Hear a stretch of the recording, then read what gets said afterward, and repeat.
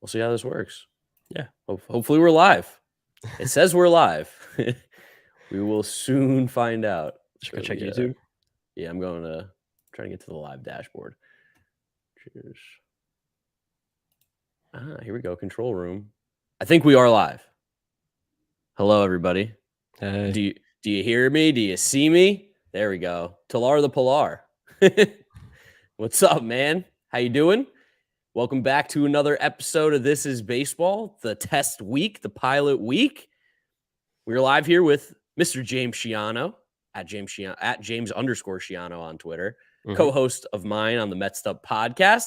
We're going to be talking some baseball today. We're trying something out different. This is the first episode with a co-host, with a guest. James has a special honor. He beat out Jabari Blash.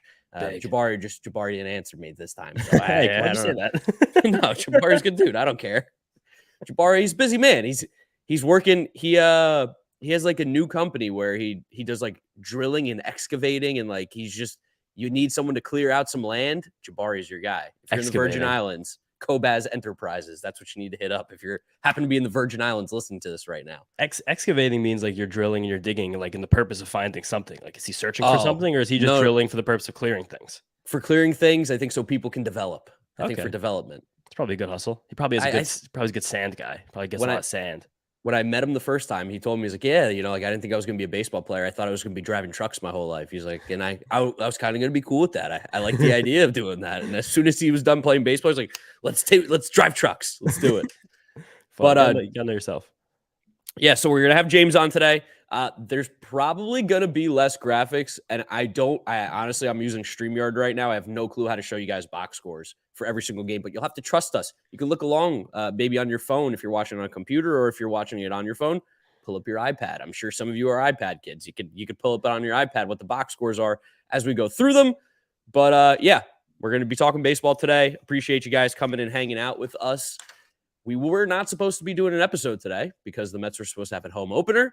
It got rained out despite there being not even a slight drop of rain in the area, which is just absolutely frustrating. It was going to be like a nice 70-degree day.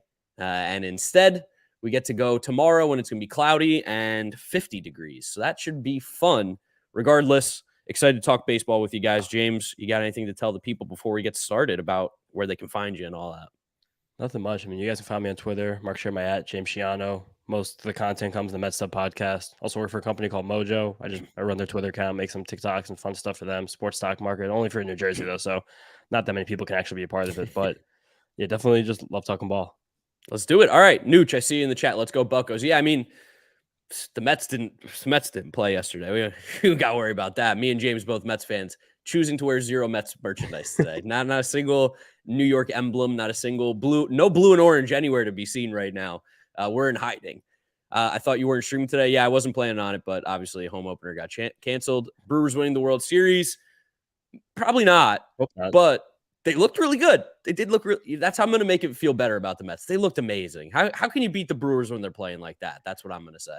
I think a lot of people just didn't realize that the Brewers were, while they were calling up all these young players who like maybe didn't really have that good of a prospect ranking when they came up, they're all legitimate baseball players. All were high draft picks. All were highly touted at one point in their life. Garrett Mitchell and Joey Weimer are like physical specimens. And Bryce Terang is just a bit of a ball player. Bryce Terang might never hit a ball harder or further than the grand slam he hit on Monday off Tommy Hunter, but he's going to play decent D at second base, and he's going to be a good little ball player for them, playing a part-time role. Like that's just like the kind of thing a team that's like being good does. Like call up your best prospects and just like see what they got. Yeah, looking at Bryce Terang, because like you said, Mitchell and Weimer are guys that like I think are going to be completely good, completely fine. Like they're I'm not necessarily worried about them like their ceiling per se. Their floors may be a little more scary than a guy like Terang. But looking at Terang, like I was shocked at how hard he hit that grand slam, and then I've seen that as like definitely the hardest he's ever hit a ball, like you just said. And his max XVO is 104, and that puts him at 40th percentile on April 6th. So that's probably like 15th to 20th percentile otherwise. It wasn't the hardest ball he ever hit. It was the hardest ball he ever hit in the air in his career. Not that many batted balls, but yeah, still. Yeah. So Garrett Mitchell home run, that was the hardest ball he's ever hit. Yeah. Well, let me. I'm getting a phone call real quick here. Oh wow. From who? From my manager. Hey, doing my stream. Call you when I'm done I think just a lot of people also slept on the Brewers offseason acquisitions because they weren't like these like super sexy pulls Of like course not. Jesse Winker and William Contreras, like two just guys who hit the ball hard and take good at bats. Like one's a righty, one's a lefty. They're going to mix in a DH. Jesse Winker's going to play corner outfield poorly. William Contreras is going to try and play catcher, but there's like a massive improvement over last year where it was just Mike Brasso being DH basically every day. Yeah, and like getting a guy like Luke Voigt. Like Luke Voigt is a few years away removed from having the most home runs in baseball. Granted, it was the COVID season, but he was raking, and the guy has raked kind of his entire career, relatively speaking. He's always had that power potential. He's just like kind of bad because he can't really play anywhere in the field and goes through those stretches where he is like abysmal. But the way that they put that lineup and team together, it makes a lot of sense. And just sucks that we got swept and that the Mets played horribly and all that. I do see Dave Doyle Sports saying, you think the Mets will wear black tomorrow? I think there's almost no chance they wear black. We got a little inside knowledge of what the organization wants to do with some things every once in a while. I don't think they're going to be wearing black. If they do on opening day, I mean, I'd be shocked. That's like almost Batman Chalupa level for your kids' names right there. That isn't. I mean, also the Mets pinstripe is so clean. Like opening day game, you rock the pinstripes. Black jerseys, that's like an evening game. That's Friday night vibes. That's There's also like weird rules with wearing certain jerseys on certain days, or not certain days, but amount of times in a year. And I don't remember if the Mets made the black jersey an official part of like their core four that they're allowed to have, and then you have special event jerseys. So that means if it's a special event jersey, you can only wear it X amount of times. And this is technically a Friday that was not accounted for probably in those times. Yeah, it's supposed to be an off day, so I'm sure they didn't like schedule that one preseason. But yeah, it's gonna be pinstripes. Pinstripes for the Mets on Friday, no doubt. Definitely. And I mean, talking about the Mets too, while the sweep was, I don't know if concerning is the right word. It was definitely a little eye-opening, I think, just because we saw like Max Scherzer look human again. Carlos Carrasco looked bad. There's just no way around it. He pitched really poorly. And I think that's more concerning to me right now than Scherzer is how Carrasco looked. Because when we talked about it on the podcast, Mets Dub podcast, check it out, new episode out. Scherzer still had stuff. Stuff was still there. It was just a command thing. Where Carrasco's stuff was bad and Carrasco's velo dropped a lot. And this is a guy who's had injury issues and problems. That's a little more concerning to me, especially when we lose a guy like Jose Quintana from the back end, when Justin Verlander's on the IL. Like, we do need Carrasco to be healthy and pitching 5-6 innings every game. And Carrasco's not a guy whose stuff has been like particularly good the last few years anyway. Like it's been good enough, and he's just become this like wily kitchen sink type dude who's going to mix 5 pitches pretty regularly between the fastball, sinker, changeup, curveball, slider, keep guys off balance, like basically win with experience and win with a lot of brain power. So it wouldn't really be. And also, he's just like he's 36 now. He's come off in the last like 5 years, like bone chips in his elbow, basically a torn hamstring, and leukemia all in 5 years. So it wouldn't really be the craziest thing in the world. It's like, I'm not saying it's likely. I'm not saying it's happened, but no one would be shocked if this was just the end of the line for Carlos Carrasco's career. Especially because, I mean, this is the last year of the contract too. Like he is a free agent next year. Like there's a world where this is the end for Carlos Carrasco. 2023 is the last year. So not definitely, but just I think then his next start is going to be a lot of eyes on it. 100%. I think it'll be like super, super important if he's throwing 88, 89 again. Maybe a little IL stint is on the way.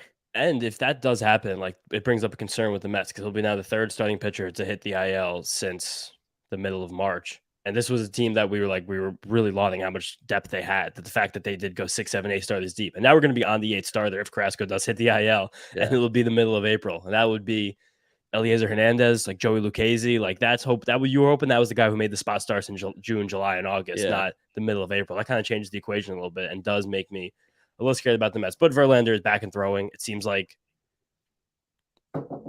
this it'll be okay for him to pitch hopefully some point soon. Not that we know anything at all. We don't know shit. But if you got to get him back if you want to be able to keep this thing going. Yeah, I mean, like you said, we didn't necessarily want some of these guys to be going just yet, and they're not. We don't know what's going on. We'll see. Maybe Carrasco comes out in the next start and looks great. Pitching is definitely the concern right now. The lineup, me and you both, we have confidence in the lineup. We think the lineup will end up being fine. This is just like a weird little skid. Although, like, there is no power. We kind of knew this. We knew this going in. We knew this last year. There's not going to be a lot of home runs outside of Francisco Lindor and Pete Alonso. I don't really know how they fix it. I don't know what it is. Like maybe Francisco Alvarez, maybe Brett Beatty. I don't think it's going to be Vientos just yet. Like he's probably the last guy who gets the call up, or Ronnie Mauricio is probably the last guy who gets the call up. But I don't even know if those guys coming up right now changes the power immediately just because they are relatively young at like the major league level. I think Alvarez and Bailey would change the power. Big reason for that is just because we're seeing the home run rate this year be back to near where it was the last few years when the ball was like the super happy fun ball. It's not as crazy as it was then, but it's definitely not as dead as it was the last 2 seasons. We're seeing right now 5 teams in baseball have a home run per fly ball rate over 20%, which means that 5 teams right now, the Braves, the Yankees, the Reds playing games at home, the Dodgers, and the Giants, so a team that played in Yankee Stadium for 3 games already, have had for at least 1/5 of their balls that were hit in the air have left the ballpark. And that's kind of a symptom of probably the ball is a little bit easier to get out of said ballpark right now. So I'm just hoping that eventually the Mets did start their season with 4 games in the biggest park in baseball.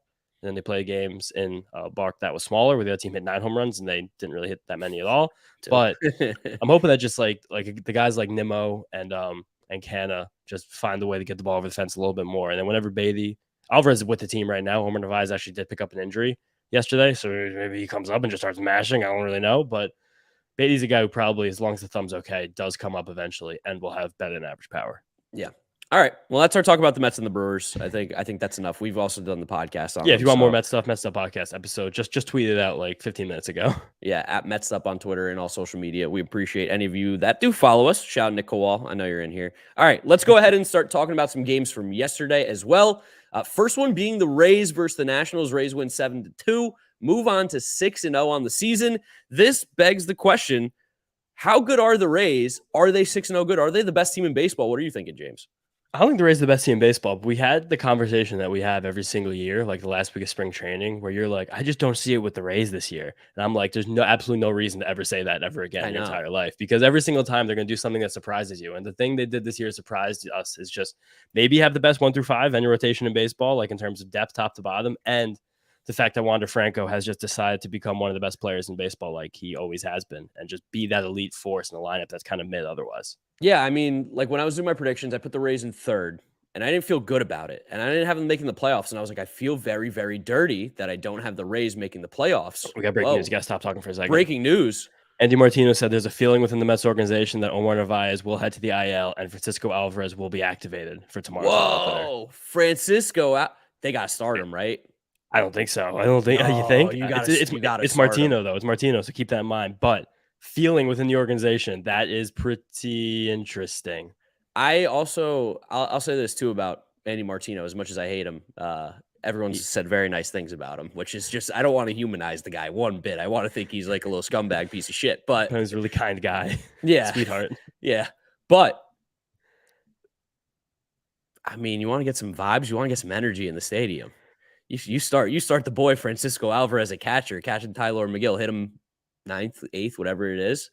People are going to be jazzed to see Francisco Alvarez in that lineup. Also, where was I going with this? I had something else I was going to say before. Oh, Andy Martino has had pretty good pulse of what's going on in the organization. Oh, like incredible. If you want to know, he's the guy. He's probably been the best, which I hate to say, and I hate to even give him this, but he has been kind of cash money since the Cohen era has began about what's going on. Got to give him that. It's going to be so ironic that Francisco Alvarez is going to be possibly on the roster for the home opener, who had an awful spring, and Brett Baty, who ripped the cover off the ball for 3 straight weeks before like a cold 2 weeks, is not going to be. Baseball's crazy, man. Dude, baseball's wild. But back to the Rays, like we were saying, about I had them missing the playoffs. It felt dirty. I had them in 3rd place, and I was like, I know this is wrong. I think I said it in my video. I'm like, I know this is wrong, and I think if Wander Franco's healthy, they're making the playoffs. Like, that was something I said. But we hadn't seen Wander Franco be healthy for a full year, not even close yet. He seems to always just get a little injury here and there. But I'm so happy that the way that he's playing, everyone's starting to realize, like, oh my God, this is the guy that everyone thought it was going to be. This is that generational type talent, because he's on an absolute tear right now. And when he is, just him and Randy Arozarena being on the tears that they are and being the good players that they have been, that alone makes the Rays a playoff team right there with that pitching. Like, Josh Fleming stinks. I'll say that. I don't think he's very good. But, like, obviously Tyler Glasnow, when he gets healthy, fills in. And then you have a rotation of Shane McClanahan, Zach Eflin, Jeffrey Springs, Drew Rasmussen, Tyler Glasnow. Like you said, that is the best 1 through 5 in baseball. There's no doubt. And I don't think anyone ever doubts the Rays pitching. It's always the offense that gets questioned. Definitely. And I told you that about the Rays 5, the set third week of March. And you were like, yeah, I guess I never really thought about it that way. I don't know. And then you watch like Zach Eflin, Jeffrey Springs, Drew Rasmussen, Shane McClanahan all throw gems Yeah. the first week of the season. You're like, okay, these guys actually are really good. Again, got to say, these have been against the worst teams in baseball. They are Yes. 6-0 against the Tigers and Nationals. And you got to play who's on the schedule. You got to beat the bad teams, but we all should realize that. But I do want to talk about the lineup a little bit because I do think that you're underrating two guys pretty dramatically in that starting lineup. Can I guess? Yeah, I'm sure you know it's the guys who usually hit 1 and 2. It's Yandy Yandy Diaz, Diaz yeah, and and Brandon Brandon Lau? Lau, of Yeah. course. And Brandon Lau still is like he's so good as a lefty, but he always gets hurt and he still can't really hit lefties. So he still basically is like just the highest end platoon player in the entire league. But they will mix and match and let Margot, Harold Ramirez, Taylor Walls play against the lefties when Brandon Lau's on the bench. And they're not going to match his production at all, but at least with Taylor Walls, you're going to get great defense any position he plays at, and they're going to at least save him for when a righty comes in. But those two guys are like elite hitters in terms of like what they're able to do. The amount that Yandy Diaz gets on base and the little bit of power he's now begun to hit for the last few years at the leadoff spot, like he is a fantastic ball player. Same with Lau. Wander's incredible. He's been hitting, oscillating between second and fourth in the lineup, which is really, really kind of funny to think about, like him as a ball player and like how we perceive those two spots in the order. And Randy's dope. And Luke Raley has just come with like some spring training fire and like been smoking the ball so far this year. Isaac Paredes was like a darling of fantasy baseball draft season. He's eligible at every position and he just has power and like does well. Josh Lowe, I think a lot of people kind of wrote off Josh Lowe, even though he was a first round pick and an elite minor league baseball player for years and years and years. Had a bad cup of coffee last year. He's come up and is hitting the crap out of the ball. Like Jose Siri's just a physical specimen. He just hits the ball really hard, runs really fast, and strikes out. Like this team is definitely one like real hitter away from being elite. But if those pitchers stay hot, you know the bullpen's going to be disgusting always. They're gonna compete again. Like it wouldn't shock me at all if they beat out the Blue Jays this year. What did you think about them coming into the year? Did you think that they were gonna like? Has your expectation of them changed now from what it was before they played any games that mattered? Because I think mine has. Like seeing the Rays machine again, it's like one of those things. Like when you don't see them, you kind of forget, and then you see it, and you're like, oh, there they are. That's the Rays that we all remember. I mean, like, yes and no. It only did for me just because, like, I'm seeing Wander Franco with my eyes be one of the best hitters in baseball. Like, I felt like it was probably going to happen, but I was like, all right, there's probably like a 60% chance it happens this year, like 30% chance next year, 10% takes till the year after that because he's still just turned 22 years old. Yeah, like he's like what 3.5 years younger than Adley Rushman. Like he's like such a child, and the fact he's doing this is ridiculous. But the fact that Eflin like walked on the mound and was just like, I'm going to be a dude. Shane McClanahan looks very, very healthy, which was a concern at the end of last year because he wasn't healthy and then he didn't even close hot. The fact he's had two very good starts, it's like, all right, that's good. And then Springs and Rasmussen being freaking world beaters back in like the 3 and 4 guys. Like it's all coalescing right now. And again, they do have a lot of guys who can come up and like be maybe that last hitter. Like everyone loves Kyle Manzardo, but it's just such a Rays thing not to really push those prospects further than they have to.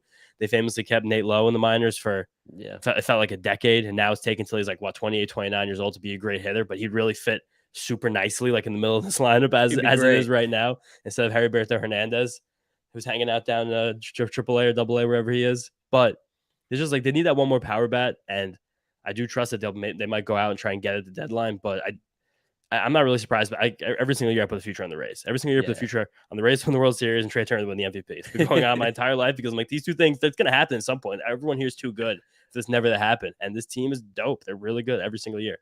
All right, I'm going to ask you to do this. This will be how we wrap up this Rays segment about how good are they actually. Rank the 3 teams in the AL East right now. Yankees, Jays, Rays. How does it finish in your mind right now? Yankees, Rays, Jays. That's where I was. That's where I was before opening day, and that's where I think where I am right now. I think the Rays just do. The Yankees have top end talent that could beat all these teams. Like the fact that how good Garrett Cole is, and just how good they keep like pushing these guys in the order are, and just the depth never ends. And the Rays just do the little things better than the Blue Jays always. They always have a deeper bullpen. They always have a deeper staff, and I feel like they just have. They did a good job this offseason, Blue Jays, of stopping the holes in their lineup, but it's still just. I don't know. I look at the full team, and I would just take the Rays.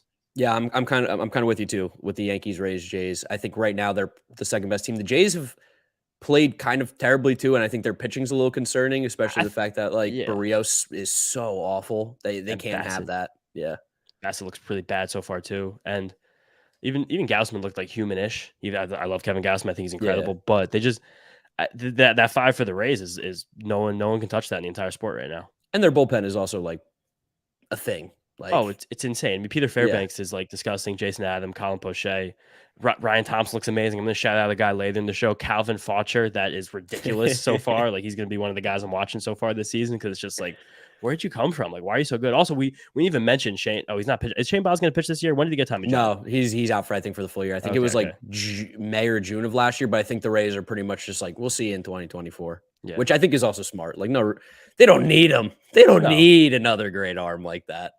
It's just the guy like Curtis Mead could come up and just be an above average hitter. Jonathan Aranda in a small sample last year was a very good hitter, even though he like doesn't really have a position at all. Like they got guys like the guys are just gonna mix in. You're gonna be like, where'd you come from? And it's gonna be good.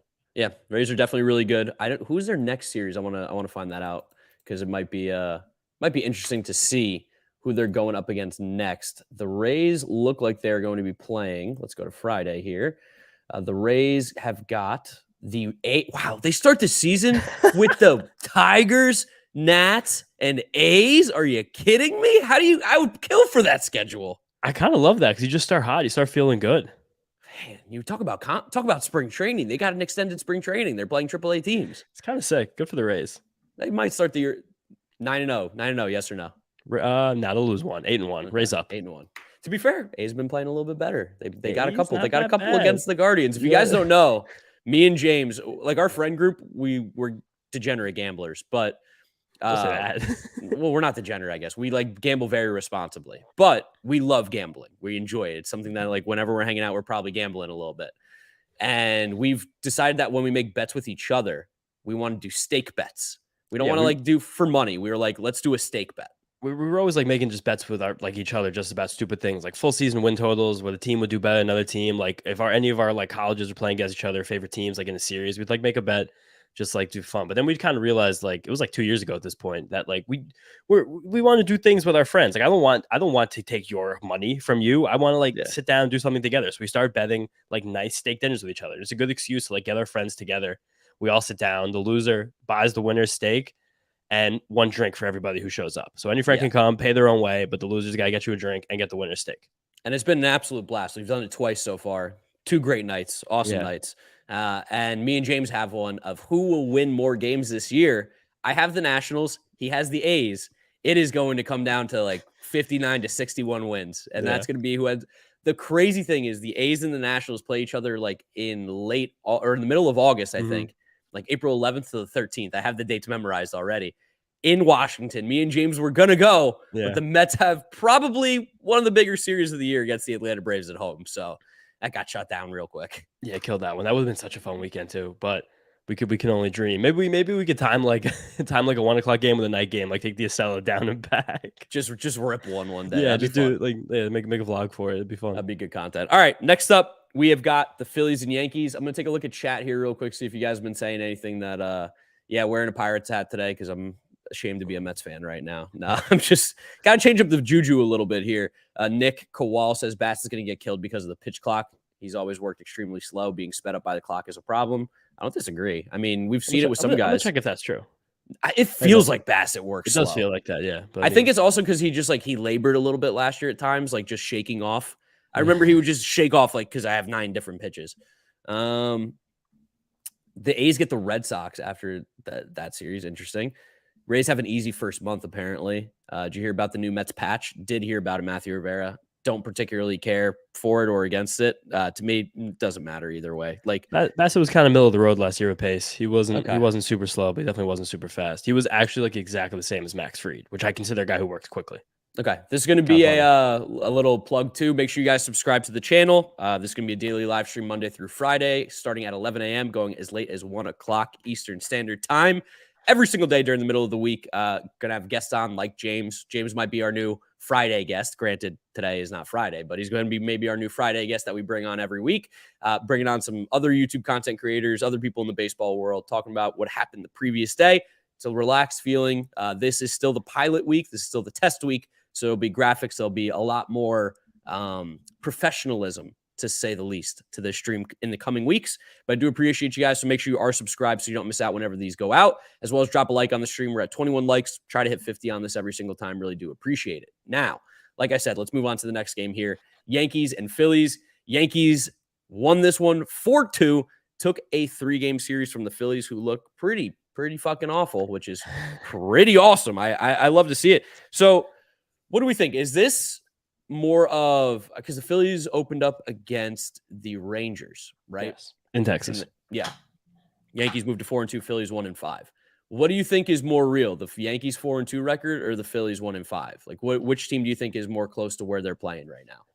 I mean, I think I don't love the way the Phillies came into the season, but I think 1-5 is not going to be kind of where they end up win percentage wise. That'd be shocking. That'd be one of the worst seasons in history of baseball. I think I see them more as a team that kind of like last year, just like a little bit worse. They're going to sit between like 80 and like 88, somewhere in that range. Yankees are quite good. The Yankees are very good. The Yankees have a really good roster. I think a lot of Yankee fans don't like to forget that Garrett Cole is sensational because he had that one really bad start in Boston 2 years ago in the wild card game. It was awesome.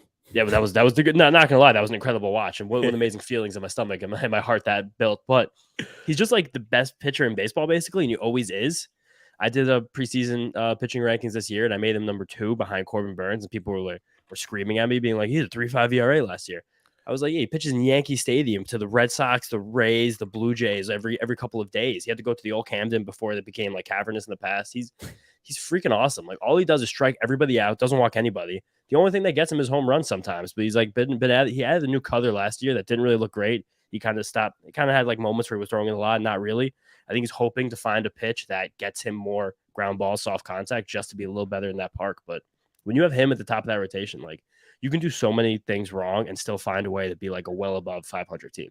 Yeah, I mean, like I had Garrett Cole as my 6th best starter coming into the year. That's also a little bit of content, working its magic. Had to put him behind Max Scherzer. And then, going into the year, you could make an argument that Scherzer had a better year last year. Didn't pitch as many innings, obviously, not even close. Garrett Cole's 200 innings every single year. And I think that's something that gets criminally underrated about the guy is he does not get hurt. He's literally just only been healthy, it feels like, in his career. Strikes out a ton of batters. But then I had Ohtani, Sandy, Corbin, and Jacob deGrom in front of him. All guys that you could make an argument for. But realistically, when you got to that next tier of guys, I was like, Garrett Cole can surely not be in the tier of Rodon, Verlander, Wheeler, Nola, Gausman, Woodruff. He doesn't feel like he fits that tier. He's simply just way too good. And I feel like those guys, I don't want to say have question marks, but there's something missing. Where with Garrett Cole, the dude's a workhorse and shoves every single time. And the whole sticky stuff situation, I loved saying it because again, got to just twist Yankee fans a little bit and push their buttons. But he kind of just bounced back from it completely fine after the first month or so. And since then, he's kind of just been nasty. You talked about your pitching rankings and some people not having them. People we very much respect, like Mike Petriello, other pitching ninja, even a guy who's also another great pitching dude. Didn't have these Garrett Cole in their top 10. They're top 10. We even asked Mike Petriello about it. And he's like, yeah, it's just I just didn't think he's a top 10 with all the other talent. To me, I don't even like making this argument, but Garrett Cole is definitely probably the first or second best pitcher in baseball, without a doubt. Even just last year, you want to just look at pure numbers. One of the most predictive stats for pitchers is strikeout minus walk rate. It's just the most things you can control with the least things you can. How many guys you strike out, take away the guys you walk. And it's very predictive ERA and success through the future. He was second in the entire league behind Shohei Ohtani, even with the 3.5 ERA, even with 17% home runs per fly ball. Even with all of that, he was he is so freaking good. And he plays one of the hardest schedules in baseball in one of the hardest parks to pitch in. You got to give the credit where it's due. And he's really, really good. And there's no doubt that Garrett Cole's a loser. He is probably one of the he's corny as hell. Biggest losers on the planet. That guy, whenever a big game comes along, don't worry. He will find a way to botch it. I have no doubt he's got no balls, no dog in him whatsoever. But I will say people doubting him might have given him that chip on his shoulder that makes him a little bit scary. It might be the thing. Because everyone for Garrett Cole's entire life has been you're the greatest thing ever. You're a number 1 overall pick, basically. You're going to be an all-star. You're going to be a Hall of Famer. You got paid $300 million.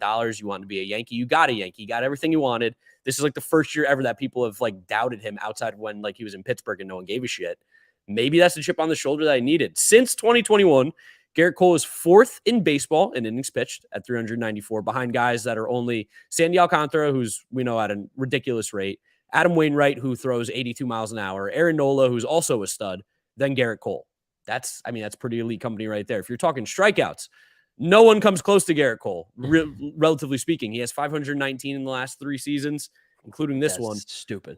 Corbin Burns has 483, Dylan Cease 471, Aaron Nola 467, and then Robbie Ray at 463. Huge drop off after.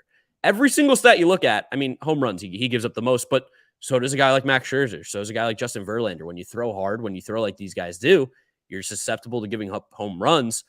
He doesn't give up base runners. So it's like Garrett Cole just simply is one of the best pitchers in baseball. And I hate to say it because I hate positive Yankees propaganda on anything that I do. But I mean, if you're talking the truth here, Garrett Cole is that guy. He's gross. Yankee fans treat him like he's Mike Pelfrey, and he's just like one of the best pitchers in the entire world. And they do with another guy too, a guy we've been arguing about like in behind the scenes, like Gleyber Torres. Yankee fans treat Gleyber Torres like he's a complete waste of space, and all the guy does is hit for above average power with above average play discipline and play good defense at second base. Shortstop was a fiasco. He was never a shortstop. There's tweets of me from 2019 when not one person in the entire world followed me saying like Gleyber Torres is just simply not a shortstop. And I've been saying it to Mark about Anthony Volpe. He's already made an error out there. Doesn't look like a shortstop either, but all Gleyber Torres does is just show up and play good ball. Yeah. And Yankee fans treat him who's another good comp for like an awful, horrific second baseman. Ozzy Albies. No, that's not. I gotta. Braves fans like, you talk about him so much. I'm like, yeah, because it's like you guys get so mad. I can just say his name, and it's like a horde of Braves fans with their pitchforks come out.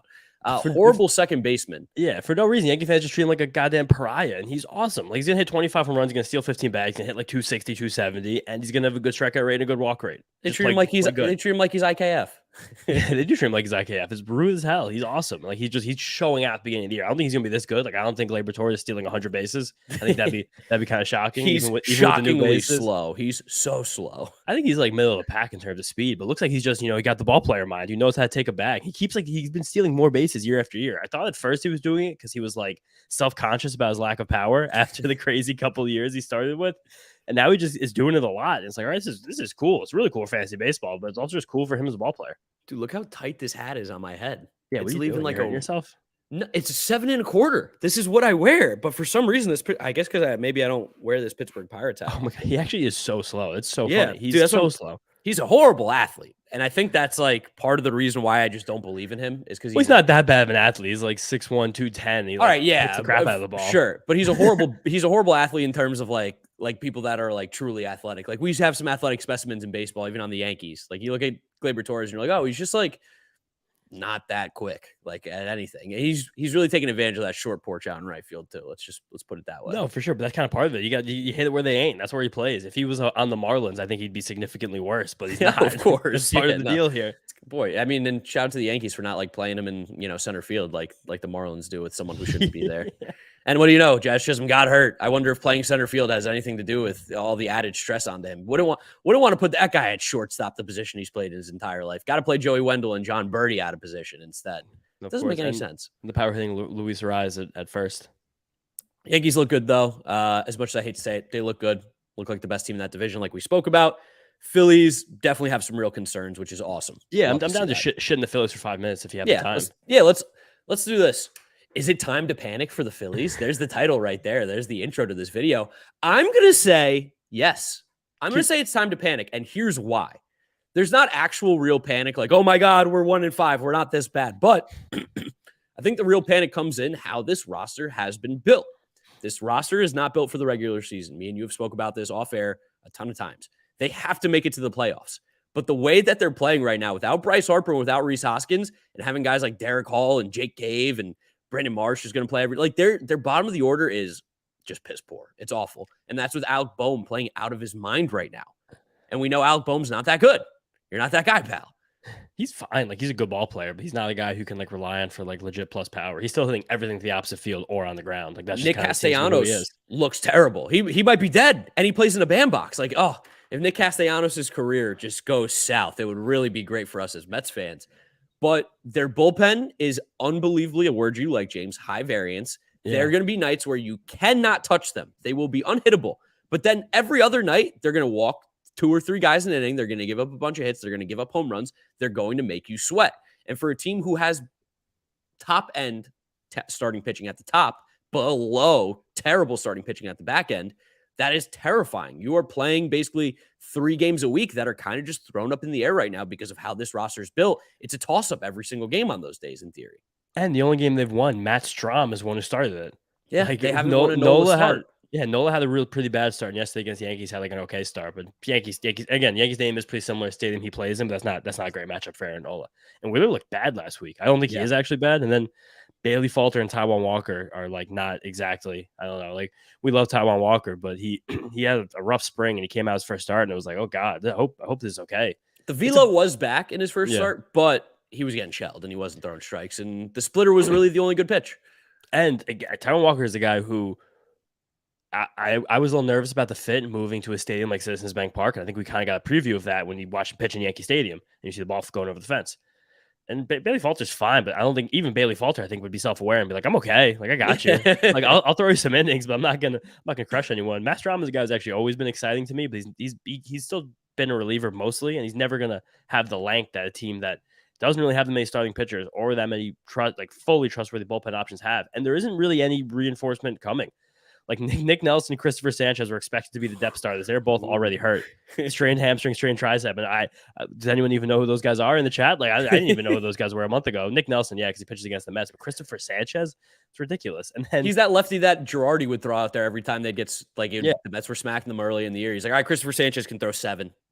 And then the next starter up is going to be a guy named Michael Plasmeyer, who's in AAA for them. Then James McArthur. Those guys are both on the 40-man roster. Yeah. And then Hans Cruz, who was a medium prospect for the Rangers, who I think they got in the that was the Spencer Howard, part of the Spencer Howard deal, I believe. Yeah, another mid, not good player that the Phillies thought they developed. And the guy named TJ Zeik, and like this is the Phillies pitching depth. They do have Griff McGarry, who's a decent pitching prospect who will come up this year. I think their big plan was for Andrew Painter to be the piece, and then he got hurt.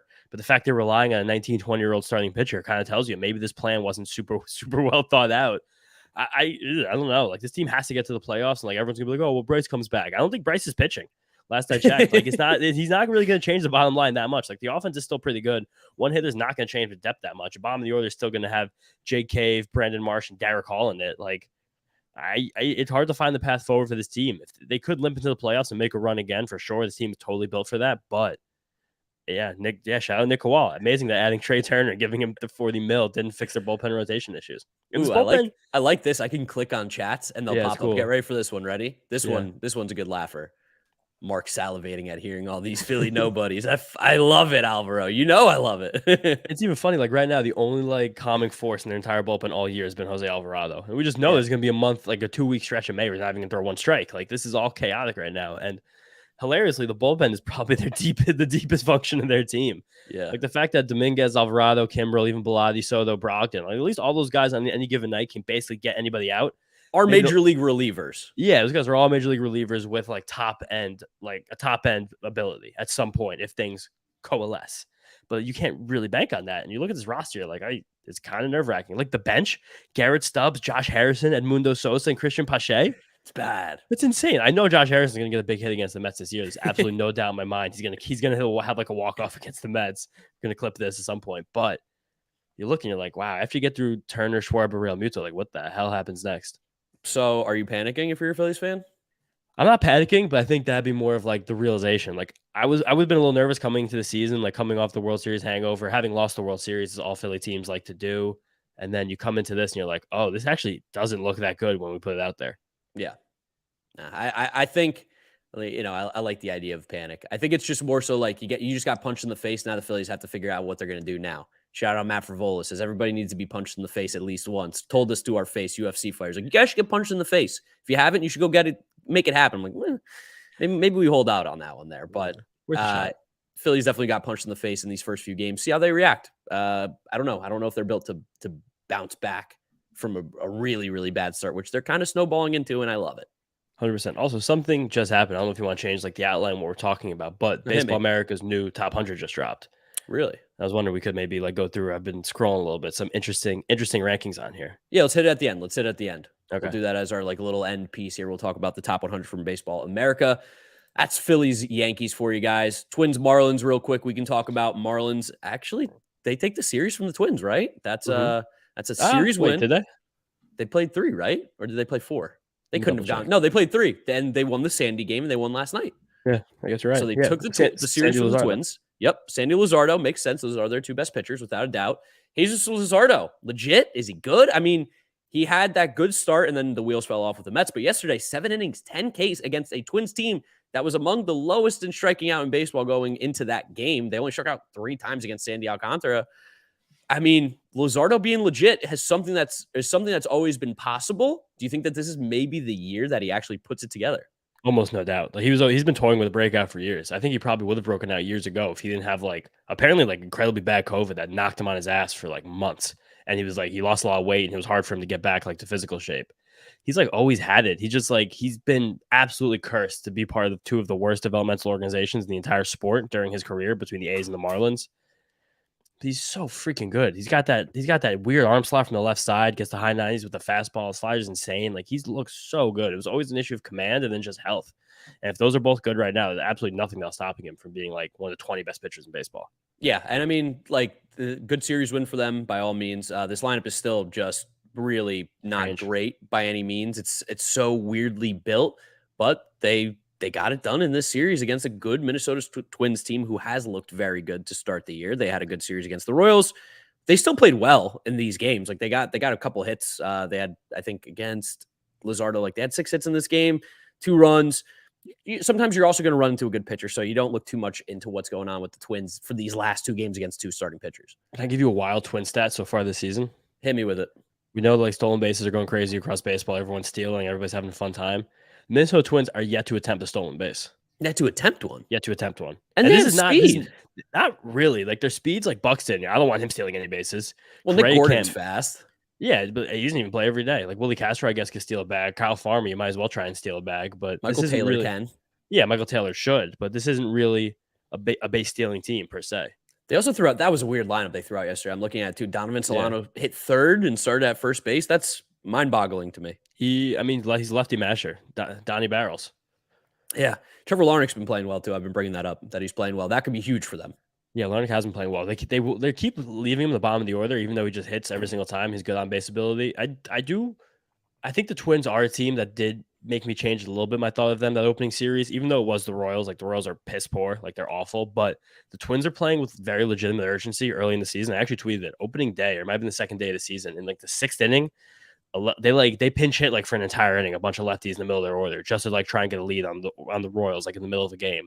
One of the first, second games of the year. So this is a team that's in the mix, going for it. They want to try and win ball games. I do appreciate when a team's busting their ass that hard. And I think their bullpen and just some of their pitching development has been really bad for the last couple of years. They seem to have kind of turned a corner with a few guys. Pablo Lopez in particular, he's always been someone who was good, but just held back by the fact he didn't have a breaking ball he could rely on consistently. It seems like they taught him a sweeper in a month and a half because he was throwing it. He's had 2 starts and both of them he's missed tons of bats with that pitch. So it looks like that is just going to elevate him from being SP40 about to probably 30, 25-ish area. He always had a good floor. Fastball was always good. Command was always good. Changeup is dope. Now he has a sweeper. It's that's a legit weapon for him. So Sonny Gray doing that. Sonny Gray was kind of one of the first-ish guys to throw a sweeper-esque pitch, right? In theory, I think. Not sure. It could, maybe. I feel that was his big problem with the Yankees too. Was Larry Rothschild told him stop throwing that pitch. Don't throw that pitch anymore. And he was like, "But that's my good pitch. That's why everybody wants me." Maybe Sonny Gray got in some people's ears too about "Hey, this pitch is good. We should teach it." Yankees are a very sweeper team now, though. Maybe not as much back then. This could have been a thing they've done the last couple of years. But and also, are the Padres a sweeper team? Not so much. Dodgers have been the Larry Rothschild. Larry Rothschild is Padres. Maybe he's just that guy holding everybody back. Everyone just shut up. But who else? And Kenta Maeda looked really good his first start. He looked like he might have blown out his arm, but he also looked amazing. And Tyler Mahle, that was a sneaky trade the Twins pulled off. And he was horrible last year when he got there. And and also his when he was with Cincinnati, his home and road splits were always ridiculous because he's a massive fly ball pitcher with a high a good hoppy fastball and that hard slider. So Cincinnati, that's a bad repertoire to pitch with. That's why all these guys are not pitching for the Reds. Besides Hunter Green, who's an alien, they're throwing these wild ass sinkers, cutters, trying to get the ball on the ground, whiffs. Mahle wasn't really like that, but he kind of was developed before they kind of changed the guard, took all Kyle Body's ideas and fired him. Yeah. So so the fact that he's going to Minnesota, the place that you can get fly balls caught, you got Byron Buxton hanging out center field, catching everything as it is. That's sneaky. And they've also done a good job developing a couple of relievers. I've been high-key impressed by their bullpen so far this year. Talk about Griffin Jackson. I know you wanna. Griffin Jackson is gross. He actually blew the game yesterday, which is kind of disappointing. Him and Caleb Thielbar, who both blew the games yesterday, but they got crazy stuff. Thielbar has an amazing curveball he's been getting more and more comfortable with, and a sweeper and fastball, great shapes. He gave up runs yesterday, but he has 5 strikeouts and hasn't walked anybody in 2 2/3 innings. Griffin Jackson's slider is amazing. He's the perfect case of I have a starter who's mid. Let me just make him to a sick reliever. do that. Yohan Duran's probably the best reliever in baseball right now with Edwin Diaz on the shelf. Like, I really think that's probably true. Just he's not really a household name, and he's not a full-time closer because they try to like mix and match at the back of games. And our boy Trevor McGill, not Tyler, Trevor McGill. He's got a heavy fastball. Have you seen his fastball? Yeah, I've seen that thing pops the mitt. He's a big dude too. I mean, the McGill family, I don't know what water they're drinking over there, but it's giving them some crazy growth. Yeah, Twins are a team, even though they're only 4-2 against like two awful teams. Like, they just like looking at the way that they've aligned, it gives me more confidence they can compete with the Guardians for that division. Yeah, I think that's fair. I don't believe in Rocco Baldelli. I think he's the problem. I think that's why, like, you look at the Twins and you're like, how do they not make it work? I think it's Rocco Baldelli, but we'll see. Maybe they got smarter. Who knows? We'll find out in the next series.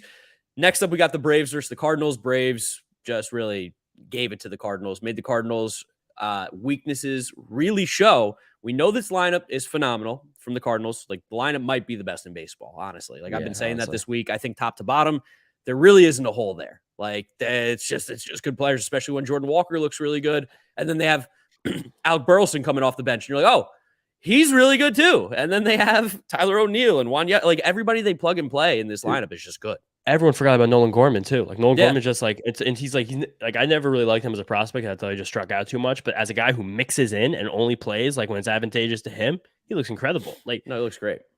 Jordan Walker this seems like it might get pretty crazy pretty quickly. The fact he's 20 years old and like holding his own right now. He had his first career home run yesterday. That was 2 days ago or yesterday? That was yesterday. Yeah. Yeah. So in this game, that was also, I believe this might have been the first fly ball he's even hit yet. Maybe the second. Okay. That was his first barrel, but like, he has been really just beating the ball into the ground, but he hits it so hard that he keeps just getting hits. Like, he's in 333 right now through 24 at bats. Like, this guy is pretty really good here. He's not really striking out a ton, and he's getting walked a little bit. Like this, he's only 20. Yeah, the Cardinals seem to have this thing when they develop their hitters. Like, how do these guys just learn how to hit the ball hard? Everyone does. They simply have the best development, I think, in all of baseball. Like, it's hitting. Kind of them, hitting wise, pitching wise, stink. Obviously, we know that, but hitting wise, probably have the best hitting development in baseball, and they've been doing this for like 50 years. I mean, like, Cardinals haven't missed in how long? When's the last time the Cardinals like had a prolonged stretch of being horrendous? Does it exist? I don't know about it. No, I don't think so. Definitely not in our lifetime, at least. To say, Albert Pujols, oh wow, crazy. They might have their next guy maybe in Jordan Walker, but like we said, their problem that got shown by the Braves, who are a very, very good team. Their lineup's good. They look really good. I think coming into the year, better than maybe. I don't want to say we expected, because we expect them to be a very, very good team. I put them in elite, like, in terms of their roster, but I don't think that their holes have been shown just yet. Like, Orlando Arcia is playing really well, which is just messed up. That's not okay that he's hitting as well as he is. I don't think he's that bad, if I'm being honest with you. Like, he kind of showed in the small sample last year. I think it was like a rom-com where like you never noticed the nerdy girl next door. And Orlando Arcia is like a top prospect who's just been playing a lot of baseball for many years now. Good forever. Defense. Yeah, like, play discipline's not bad. He hits the ball hard sometimes. And it's like, oh my God. You didn't even realize she took her glasses off, and look how hot she is. Like, he just like looks kind of good right now. And like, Vaughn Grissom, who? Yeah, he's much better than Stonehand, Noodle Arm, Vaughn Grissom. We know that. That guy's never been a shortstop and never will be a shortstop. I knew that shit. It's freaking annoying. Everyone thought he was. I love all these like fancy baseball people who like championing Vaughn Grissom. Like, I saw him going like in like the rotisserie drafts where like stolen bases are super valuable, like 8th, 9th round, like inside the top 100 picks sometimes. Yeah, it was like. Like, I think he is a good hitter, and I think if they make him a left fielder, which I think they're on the path of doing that right now, like, he will find a way. Like, he's mashing the ball in AAA right now. He's also making errors on the infield. Like, put him in the outfield. It's a good hitter, but Arcia's just like, he's exactly what this lineup needs. Like, I feel like every good team in baseball is like super comfortable with punting 2 spots. Yeah. You know, it's usually like catcher and like one of the premier defensive positions, and like not really shortstop, because every shortstop's sick now. Like center or second. Yeah, those are the punt spots with catcher. It's 2 of those 3 generally. The Braves are not punting catcher. Travis d'Arnaud is hitting the shit out of the ball as always. The Braves low-key like might have figured something out where they're like, Travis, what if you don't catch and you just hit? What if you just hit? What if you just hit and we let Sean Murphy catch, and he'll still be good because he can also hit and catch. And he's playing more than Sean Murphy has early in the season. He's got more DH reps than Murphy and has caught the days Murphy stayed off. Like, Travis d'Arnaud's in the lineup every single day, crushing the ball, and it makes me hitting 385. Brody Van Wagenen cut him 10 months after he had got Tommy John surgery after he played 3 games. Oh my God. I mean, Brody Van Wagenen is a fucking moron. Let me tell you. There's one thing he did though. He did one thing. He knew Jared Kelenic stunk. Yeah, he did. He got that one right. He said, they're going to give me Edwin Diaz? Are you kidding me? Best reliever in baseball for this 19-year-old kid. Remember that story that came out that there were like Met scouts like crying in the tunnel? I'm going to bully those guys. Got to find out who those guys are. So, what do you think now, huh? What do you think? Yeah, Jared Kelenic just loves striking out 40%. But yeah, like this Braves lineup is disgusting. Like Acuna is back. Matt Olson is so good, and he's like not striking out again, which is really, really scary. He's striking out a little bit this year. Oh, has he? Mm-hmm. I thought the strikeout. I thought he hadn't been striking out that much this year. Spring, he was like the best hitter in the world, but so far through 6 games, he struck out 43% of the time. Okay, so he is striking out a little bit more. Yeah, he's also still crushing. He's 3 home runs. Yeah, still unbelievably good. Austin Riley is a friggin' dog. Like him developing is like just not so mean. It was so mean. It's not right that he went from being like, oh wow, this guy stinks. Like I love when he plays third base to, oh my god, this guy's playing third base for the next 10 years. He could it wouldn't surprise me if Austin Riley won an MVP the next 5 years. For sure. He's putting up like a career that's going to eventually, I feel like, turn into like a Paul Goldschmidt-esque thing where you're going to look back and be like, oh, he's just had like 6 or 7 years in a row of like 30 home runs, 100 RBIs, and like no one's really talking about it. I saw a thing that was this offseason that last year Paul Goldschmidt attributed a huge part of his success to like changing his bats. Interesting. Like getting different bats, like sizing them differently, like getting different size like handles and barrels and like different weights and whatever, getting better wood, as we know, such a very big deal, getting good wood. And I think, and I'm still thinking about the Cardinals a little bit. I feel like when these teams, like when some guys are doing something right, other guys will like coalesce together. Especially like you have 2 Hall of Famers in your team who are like incredible, like Nolan Arenado and Paul Goldschmidt. Like and even we didn't talk about Wilson Contreras, like one of the best catchers of the generation. Like, how about you just tell all these other guys what to do a little bit? Like even Dylan Carlson looks like he's hitting the ball harder so far this year. Like they must be nice so many guys. The Cardinals as well, like we talked about their development, to be able to bring up guys like Jordan Walker and all these young players and have them around Hall of Famers consistently. Like, oh, who are the last Hall of Famers that these guys got to be around? Oh, Yadier Molina, Albert Pujols. Yeah, like not a bad couple guys to learn some things from either. Jordan Walker looks like he's going to be so good. Yeah. Like Anthony Volpe has looked like not super out of place so far, but Anthony Volpe, again, I'm kind of learning how to do this thing a little bit. Anthony Volpe was going to have good play discipline and not have any power. And right now he has no power whatsoever. He's like, 5'9", 160. Like he looks a little too small for the game right now. Jordan Walker is a legitimate physical specimen. Massive human. He's 6'5". He's 6'6", 250, and his sprint speed is in 90th percentile. Yeah, that's not supposed to happen. Like no. he's almost too big for a football player right now. I was about to say he'd be like the best tight end in NFL history, like with that size and speed. Who was in the NFL draft this year? Like he'd be a first-round pick as an edge rusher. Like he's that freaky. Like he's 20 years old. He was in high school 2 years ago. Myles Garrett's hitting for the Cardinals every single day. Like he might just learn how to lift the ball. Like I'm like a little bit scared of how good he is right now. And also he was a third baseman coming up, and they said play the outfield, and he's played it completely fine. Yeah, I don't think he's looked great out there. There were a couple weird plays. Like MLB Pipeline was clearly trying to pump him up last week, where he like threw a ball 100 miles an hour, even though it got nobody out. He just like hit a cutoff. He like missed a cutoff man at 100 miles an hour. And the tweet went around. People were like, "Why are you showing us this? Like, who cares?" But he's the guy. Like to be able to have a dude who could become like one of the scariest players in all of baseball, like slowly developing in the background of like 2 Hall of Famers and a glut of other talented ball players, it's screwed up. It'd be really scary if they had one good pitcher. Yeah, let's shit on their pitching now though, because we pumped up the Cardinals a little too much for my liking. Their pitching's goddamn awful. It's horrible. I mean, Miles Michaelis stinks. Of course, stinks, and that's the guy who's going to get the most innings probably on this team. Jack Flaherty, no hitter, but 7 walks. So he had a 2 whip in his no hitter, which is like unheard of in this scenario. The guy who's gonna have the most innings for this team is my boy. It's gonna be Jordan Montgomery. Like he's gonna be. I guess him, too. He's gonna be the one who like kind of steadies this entire ship every year. The Cardinals love having a dude for no reason get like a 3.4 ERA with like 180 strikeouts and 205 innings. That's exactly what Jordan Montgomery is going to do. Yeah. And they traded Harrison Bader to get him. Harrison Bader does, I think, add a cool element to the Yankee roster, just being like a center fielder who can hit sometimes, once in a while, maybe. The Cardinals are like, we don't need that.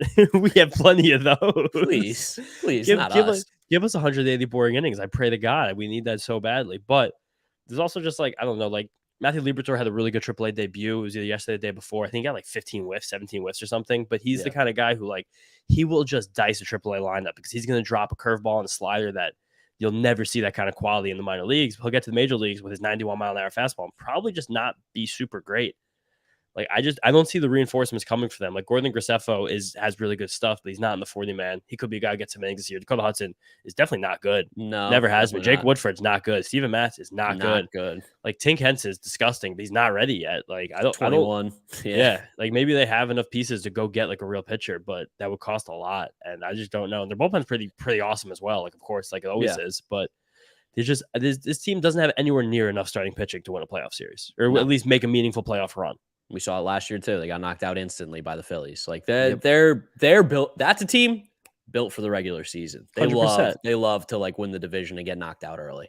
But like if like in a 5-game set, Brewers Cardinals, like you could definitely convince me of the Brewers.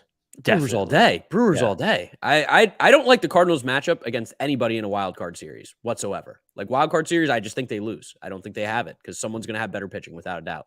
But they will just out hit somebody one day at least. And like sort of though. But like when they play, like if they're going to be the home team, because if they win the Central, I think they like almost benefit from playing on the road in this just because their bats can shine even more. Like and like a bad pitcher in theory like can get exposed. I don't know. It's interesting. We'll watch the Cardinals. We'll see how they're doing.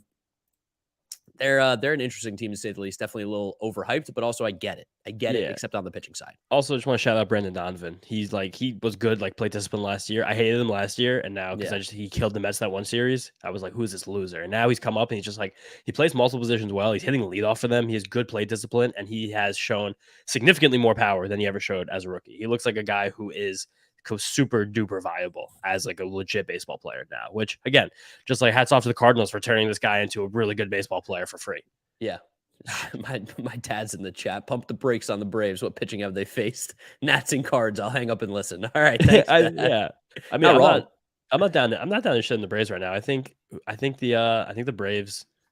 I mean, I've been saying it to you all offseason. One of the reasons I didn't really love like where the Mets were going into the season, but I wasn't super concerned because I wasn't as confident in the Braves or Phillies this year. Yeah. A big part of that was the Braves heading into the season without a shortstop, and their starting pitching like really, I just don't think it's good. And we're preying on this downfall. It's not happened yet, but like Michael Harris is chasing even more than he did last year. He's really expanding the zone. He is taking more walks, but I think he's like almost confusing himself by trying to be selective, but then he's chasing more and he's getting worked up. It's only 6 games. I still think Michael Harris is a freak, but I said there was no way Michael Harris was just going to have like a 780 OPS this year. He was either going to be one of the best players in baseball, or he was like, there's a chance he was going to like really take a step back. And I'm really hoping he takes that step back. No, yeah. I mean, as a Mets fan, it would be great to see something not go their way for once. All right, moving on to the next game here. Pirates versus the Red Sox. Pirates win 4-1. Pirates 4-2 on the year. Reds and Red Sox. So again, not interesting. Reds and Red Sox that they start the season with. Reds and Red Sox. Reds and Reds. The Pirates are probably not as bad as we think. I think they're probably not as bad, but they're definitely not good. I think we can also say that. I don't really think they're bad at all. We had a conversation about this. I just think that they have. I mean, I don't think they're good. I think they're. Well, that's what I'm saying. Yeah, but I think when I say that, I think there's a team that like if things break right, like they could win 75 games. Oh, okay.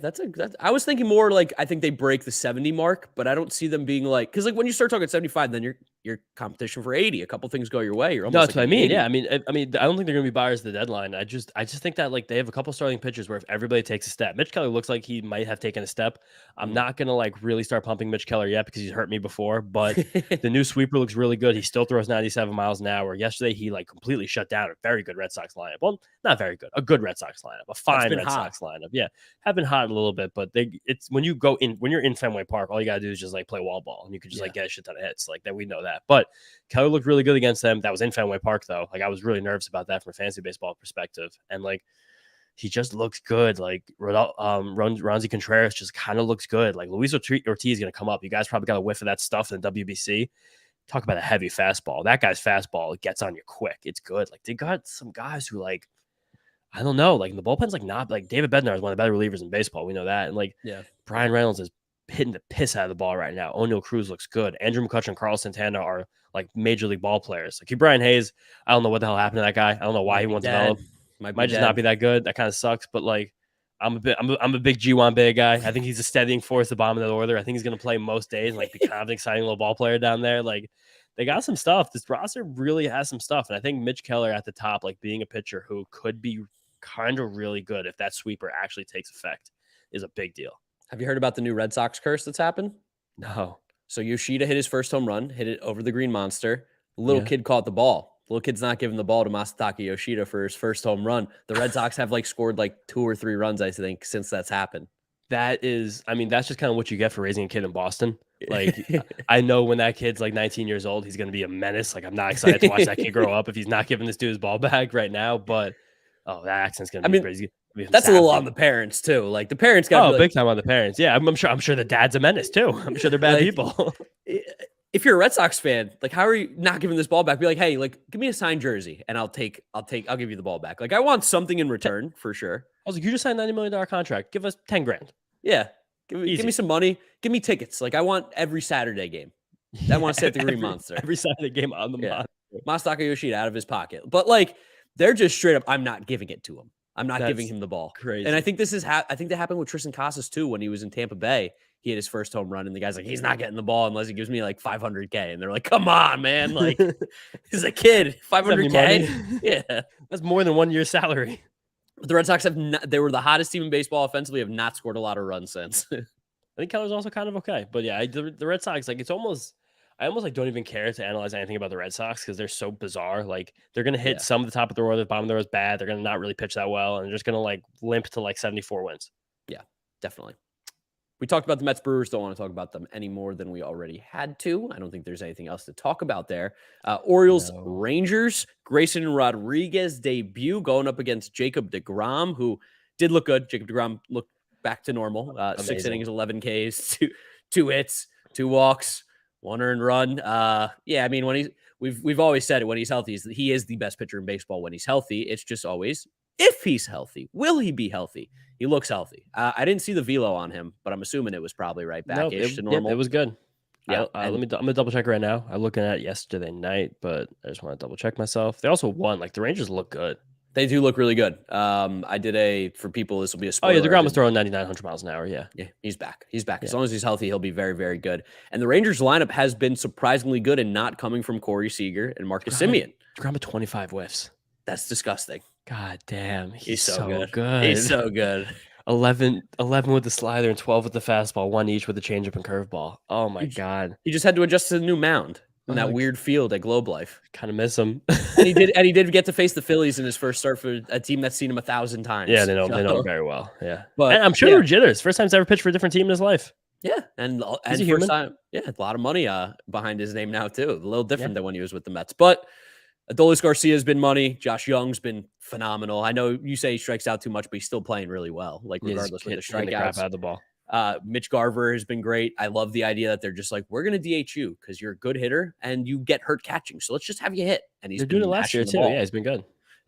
This team might be sneaky good. This is a team that definitely is going to be competing for that last playoff spot, I think, in the AL West. I don't know exactly. Like they're a bat away, I think, probably still, and maybe like a couple bullpen arms. They got to improve that bullpen still, but I think the bullpen's sneaky good.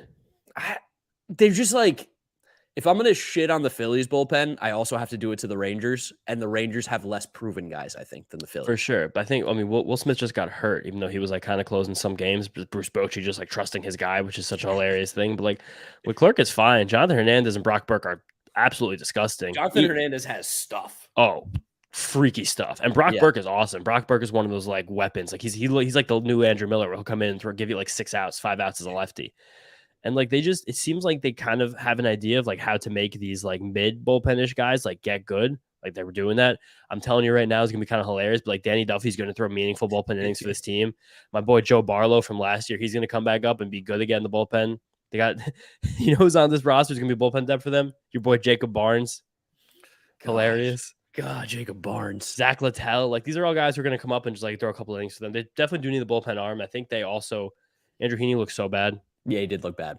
Looked pretty bad. That might be just a spot that Dane Dunning or Cole Ragans just like comes back and like takes at some point because Andrew Heaney looked really bad. But Valdi looked good. Martin Perez still looked good. John Gray looked good. If deGrom is healthy, like scary. I would almost be surprised this team doesn't make the playoffs. The other thing too is when we talked about like some teams don't have reinforcements coming. Oh, the Rangers have reinforcements coming at every angle of what you look at it. Pitching, they got hitting, they got it all. This team is like 2023 might not be their year. 2024, if you can get some early futures on the Rangers, I would take a look at those because they are poised to be really, really good in the coming time. But this game, even though he got the loss, or no, he didn't get the loss, actually. I thought Grayson Rodriguez did, but No. this was the Grayson Rodriguez debut. Orioles fans, baseball fans have been waiting for this. Consensus best pitching prospect in baseball. He's been talked about for 3 years as this guy who could come up at any moment, essentially, for the Orioles and be their best pitcher without a doubt. Finally got a little glimpse of him. 5 innings, 4 hits, 2 earned runs, 1 walk, 5 Ks. I mean, that's a very successful first start for Grayson Rodriguez, especially because he got called up and the next day he's pitching. And he had a super shaky first inning where it kind of felt like things could unravel for him a little bit. Leadoff walk to Marcus Semien and then got a double play, or then got a fielder's choice. And then with 2 outs, he first of all, he threw a wild pitch that allowed Seager to advance. And then Adolis hit a double and Young hit a single. And he's down 2-0 with a walk and a couple hard hit balls in the first inning. You're like, oh God, this could spiral out of control. Then he just was completely in control from that point forward. Like it was very good pitching. And the whole thing about Grayson Rodriguez has always been how close his slider is to his changeup, because changeup has been his out pitch. But we've kind of seen guys for the last couple of years as baseball has changed that, like, if your out pitch is a changeup, it's really hard to exist and like be that guy. We kind of saw Pablo Lopez like really push the limits of how good you could be with only having a fastball and a changeup. And Grayson's never had elite velocity. So the fact that he's become this kind of a prospect without elite velocity and without an elite breaking ball is pretty legit. And even though he pitched really well in the spring, like I'm a Nino Saris disciple. I love his metric stuff plus. And in the spring training, Grayson Rodriguez's stuff plus was in between Hunter Green and Sandy Alcantara. So you're like, okay, this guy has the stuff to be one of the best pitchers in baseball. Mike Elias came out and just absolutely just shit on his boy. He was like, he couldn't get through the lineup twice. Every time he got to the 4th inning, he unraveled. His slider's nowhere near where it needs to be. So it kind of felt like he wasn't going to be up for a while. Then April 5th, he's making a season debut, of course. Yeah. And he's just like, this Rangers lineup is not bad. And that slider was good. He threw it more often than he threw his changeup. And like, it looked good the whole time. Looked good in the spring. It looked good yesterday. Got 4 whiffs on 8 swings, and no one squared up at all. I think the hardest hit ball was like 50 miles an hour off it. Yeah. It was really good. His fastball is in really good shape, even though it's just 94. Missed tons of bats. Changeup is gross. His curveball sneaky. It's going to get there. Like, he's sick. Yeah, seeing max exit velo on his slider for that pitch, 55.6 right? is absolutely disgusting. Dude, and his fastball, 36% whiff rate. Again, it's the first time guys are seeing him, so like these numbers are going to adjust, but 36% whiff rate on a fastball? That's like Christian Javier type stuff, who is like one of the best young pitchers in the game. Like, nobody really gets whiffs on their fastball like that. And he doesn't even throw it hard. Like, that's the craziest thing. If you go on Baseball Savant, like, look at the illustrator for him. It was like, oh, these fastballs, a lot of them are even like, they're either top zone, like he loves to hit that top zone fastball, but he will throw them in the heart of the plate, and guys can't hit it. And it gives me major Zach Gallen vibes, like watching him pitch. Okay. And he even, I think, has more top end stuff than Gallen even does now, or even ever did, where it's just like, I can mix these pitches so well, and these shapes are so like perfect that you're not gonna be able to hit it. And if that curveball 100%. comes along the way I think it will, because I think that curveball is like plus, it's just kind of, he's like not as comfortable with it yet, maybe as command of it. He's gonna be really good, especially pitching in that ballpark. Like he changes the complexity of this team. Yeah, I mean, they changed that ballpark for Grayson Rodriguez. They said, 100%, we have these young pitchers coming. We're going to move that left field back a little bit so they can have a little more success when they come up. Because it would be just absolutely heartbreaking to come up and just get shelled because you give up like a 320-foot fly ball and it's a 3-run home run all of a sudden, like the Gleyber Torres home run.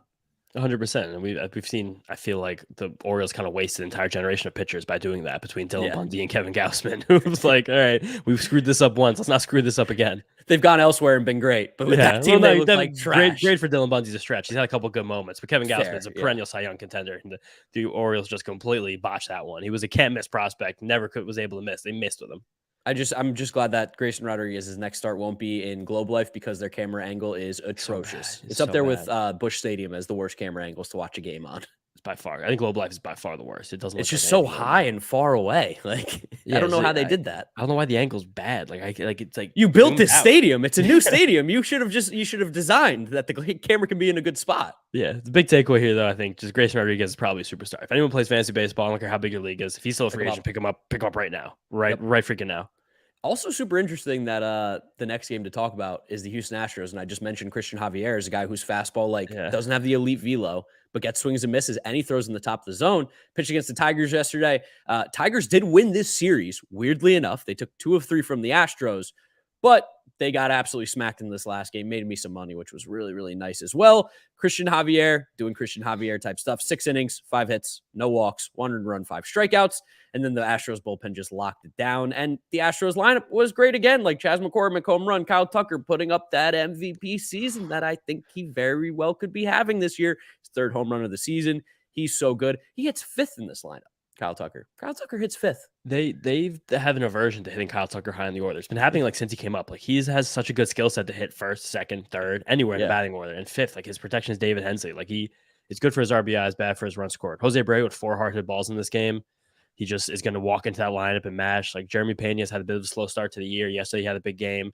Bregman's also had a slow start to the year, but I'm not worried about him at all. Like this lineup does fall off a legitimate cliff once you get Chas down McCormick isn't as bad as people make him out to be. Like no, you end up looking at ball player. You end up looking at Chas McCormick, you're like, oh, 110 WRC plus for a guy who plays good defense on a lineup that's loaded, who hits 8th. Okay, sure. Yeah. Like, and Altuve too is one of the reasons why the lineup looks worse because David Hensley's playing every day now. But like, you get Altuve back, you're like, oh baby. Yeah, we're cooking with gas again. And I think everyone should look at Brian Abreu in this bullpen and just he's the guy who's like, gonna look at, he broke out a lot during the playoffs last year, but he's truthfully one of the best pitchers in baseball. His breaking ball is like doesn't even look real. His fastball's got good hop on it. Like he's freaking incredible. He's probably the guy they're molding to be the next closer. On the Tigers side that I want to talk about, Riley Green starting to come into his own a little bit, playing a little bit better against a good team in the Houston Astros. He's hitting 348 on the season. He's probably going to have those crazy home and away splits that you talk about where it's like he's awesome on the road and he stinks in Detroit. Although they did bring in the fences, so maybe that will change a little bit. Yeah, for him and Torkelson, who has the opposite field power as well. But this Tigers team is just, I mean, it's awful. It's terrible. They're so bad. It's really, really bad. I mean, they're sneaky. Like we have our A's Nationals bet. The Tigers might win the least amount of games out of all those teams. I think the Tigers, just because they actually have 2 bats better than anybody in either of those 2 lineups, they probably will. With what, Torkelson and Riley Green? Yeah, Torkelson and Riley Green. Even like Matt Vierling has been hitting the ball like a little bit. Yeah. Like he's having a very good start to the season. Austin Meadows is a professional baseball player, usually. Like he is. Like those A's national teams don't have that at all.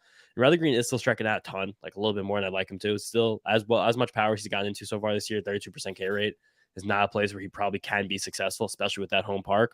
We haven't really seen how it plays yet because we haven't seen that many games there. But it's just if you're a Tigers fan, I'm sorry. First of all, and second of all, like it's going to be really bad for a much longer amount of time. To have that as big of a ballpark as they had and whiff on all the starting pitchers they were trying to develop is almost impossible. Like I can't even fathom that for a second. Like, how could you guys sit there in your executives room and be like, where the fuck did we go wrong here? Like, what did we screw up? Casey Mize, 3 screwball, Matt Manning, not a single one is very good. Yeah. That one's even kind of good. They're they're hard over 3. Like David Peterson's better than all of them. Yeah, I mean, and to be as bad as the Tigers have been for like 10 plus years and like almost develop nobody on both sides and have the worst farm system in baseball is like, whoever's running this team surely can't be there much longer. Surely. And the 2 guys who they're like on the precipice of development were basically 2 can't miss guys, like 2 top draft picks who were like absolute superstars coming through. Like if you screw this up, you're screwed up. And they're both teetering right now. I think they both will end up at least being okay, but it could go wrong. Astros still really good. Tigers still really bad. Checking in with the chat here. How you guys doing? How you liking the stream so far? How's it going with the dual host setup right now? Because again, this is the first time we're doing it. Shout out to James for being here. Follow him on Twitter at James Shiano. There you go. But let me know how you guys are feeling, how you're liking it. If you're enjoying the stream, make sure you do subscribe. We're daily on here Monday through Friday, 11 a.m. start time.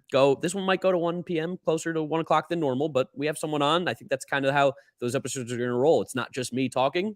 We have other opinions to share as well. Because normally I would just be like, yeah, Tigers stink. All right, next. Like, there's nothing much else to talk about here. Drop a like on the stream as well. Really does help support. We're at 43 likes. Let's get to 50. That's the goal for the stream this opening week here. Appreciate you guys for hanging out. James, you're getting some love, man. You're getting some love. This guy's name is unbelievable. Do you know who else suffers from dementia? That's a crazy name, but he loves you. So I love that. What's up, guys? Take that. Yeah. And Will Jacobs, he was asking yesterday. He's like, wait, the Mets game got postponed. Are you going to stream tomorrow? Will, we're here for you, man. Appreciate you. These guys have been here every single day. Super glad to have you guys around. Moving on to the next game here, a little bit of the later slate of games now. We got the White Sox versus the Giants. Not too much to talk about here, honestly. Just two teams that I think are just not particularly interesting or worth talking about too much. Dylan Cease is good. He didn't even pitch well, but he's good. Logan Webb is good. Didn't pitch well, but he's good. I think the White Sox are worth talking about because the White Sox just have like superstars on this roster. And Dylan Cease, he didn't like pitch that well results wise, but he got 17 whiffs in this game. Okay, yeah. He just did the Dylan Cease thing where he's like, I don't know where the fastball's going today. And I got to figure that one out. But I don't know. The White Sox are like I really am just still so intrigued by this roster. If they had like a 29-year-old who knew how to use Excel, just like working in the front office, like they'd probably be able to get this team to the ALCS and possibly further. The word I've been using to describe them has been glass cannon, which is if everything stays intact, you see a world where they're very dangerous, where they can hurt you. But as soon as there's a little crack, it's going to all fall apart, and it's too early in the season where it can't possibly fall apart just yet. They are getting Liam Hendricks back soon, it seems like, which is great news. Rang the bell yesterday, cancer-free, and I think he's going to start throwing relatively soon. So that's awesome for the White Sox and for Liam Hendricks as well. Love seeing that. That would be huge. That would be huge. That makes their bullpen obviously a heck of a lot better. And they've had some good guys like Reynaldo Lopez has been pretty good. He's throwing 99 now. So that's a big difference. He's given up some runs. Like he had I think yesterday he gave up one. A couple days ago he gave up a few. That it makes the ERA look really bad right now. It's 12, but the stuff is really there. Jake Diekman's a guy that I think both of us were like really champion last year as a free agent. Yeah. Like I think going into last offseason, he was like my third best reliever on the board. And like he was like guy with no one even talked about. He's been gross since he got to the White Sox. One other guy, sneaky guy who I had notes for this one. They got a dude who's like the last guy in their bullpen right now. His name's Gregory Santos. Oh, I've heard of Gregory Santos. Gregory Santos was a farmhand for the Giants for a few years. He got suspended for PEDs. Nice. He has resurfaced with the White Sox. He just sits 100 miles an hour with a crazy slider. So good. Yeah, keep an eye on Gregory Santos. He doesn't really know where the ball's going, and his fastball shape is rough. If he was with an organization who knew what they were doing, I'm sure they would transition him to a two-seamer or a sinker. But just he sits 100 with a great slider. Now we did get news that Eloy's out for a while. Yeah. Is it a while? I think it's a little bit. I think it's a little bit. Never ends. Is that the? I don't think he's probably the crack though, because like in theory, like Gavin Sheets could play DH and he'll probably be pretty decent. Like he does hit the ball kind of hard-ish, Gavin Sheets. And I think if you take him out of the outfield, which was just an unbelievable place to put him, because he's horrendous out there, I think he'll probably be better at the plate as well. And like Grandal, maybe remembering how to hit's pretty big. Like he was just so awful the last like year and a half, and he looks like he might be back. Apparently worked really, really hard this offseason to get back to just being in good shape. Apparently he was not in good shape. And Oscar Colas is like a good little player too. Like he's good. Colas similar to Jordan Walker. He's certainly older than Jordan Walker. He's like 25 years old almost right now. He did play in the NPB. Like he had a couple seasons over there. So he like saw in theory 4A pitching, which doesn't exist in America. Yeah. So like not exactly like the same kind of like top end star potential, but the fact that he hasn't looked overmatched so far playing in the major leagues makes me think that he's going to find a way to be able to turn it on. And I mean, Luis Robert looks like, and then like the MVP candidate we know he is right now. He's hitting the shit out of the ball. Yohan Moncada has seemed to have snapped back into reality. Well, you know what the deal is with him. What? Good year, bad year. Good year, bad year. This is on track to be the good year. He was another guy who said that, like, because he was like 2019, he was like looking like he was about to be a superstar. He's in 2020, 26 still, right? Yeah, he's turning 28 next month. Okay, he's 28. Yeah.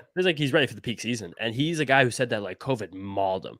He was like, I was on my ass for like a month. Like he said he couldn't even so he lost a lot of weight. It was hard for him to get back. He was always like dealing with the plate discipline issues like here and there a little bit. I definitely don't think he's like going to be the superstar anyone ever thought he would be, but if he could just be like a 120 WRC guy in the middle of that order, like that changes a lot. Tim Anderson's still good. I think Andrew Vaughn's just like getting a little bit better, like under the radar all the time. And they got a couple guys who are on the 40-man roster who are good depth in their minor leagues. Two of your boys between Lennon Sosa and Brian Ramos, and another guy who I like, Jose Rodriguez, who's decent. I think he's a decent little ball player. Yeah. So they had some reinforcements there. The place they do not have reinforcements, which is a place they never have reinforcements, is in starting pitching. The White Sox love to play this game where if anything happens to any of our starting pitchers, we're done. Season's over. Yeah. We're like, these are our 5. You want 6? No, these are our 5. And one of those 5 is Michael Kopech, who always has something go wrong. He just doesn't really seem that good anymore either, too. It's like, I know. They said worst case scenario will be a month. Okay. Michael Kopech's also had like the battles with like mental health stuff too. So like, I think that also plays into it a little bit as well. Because the talent is there.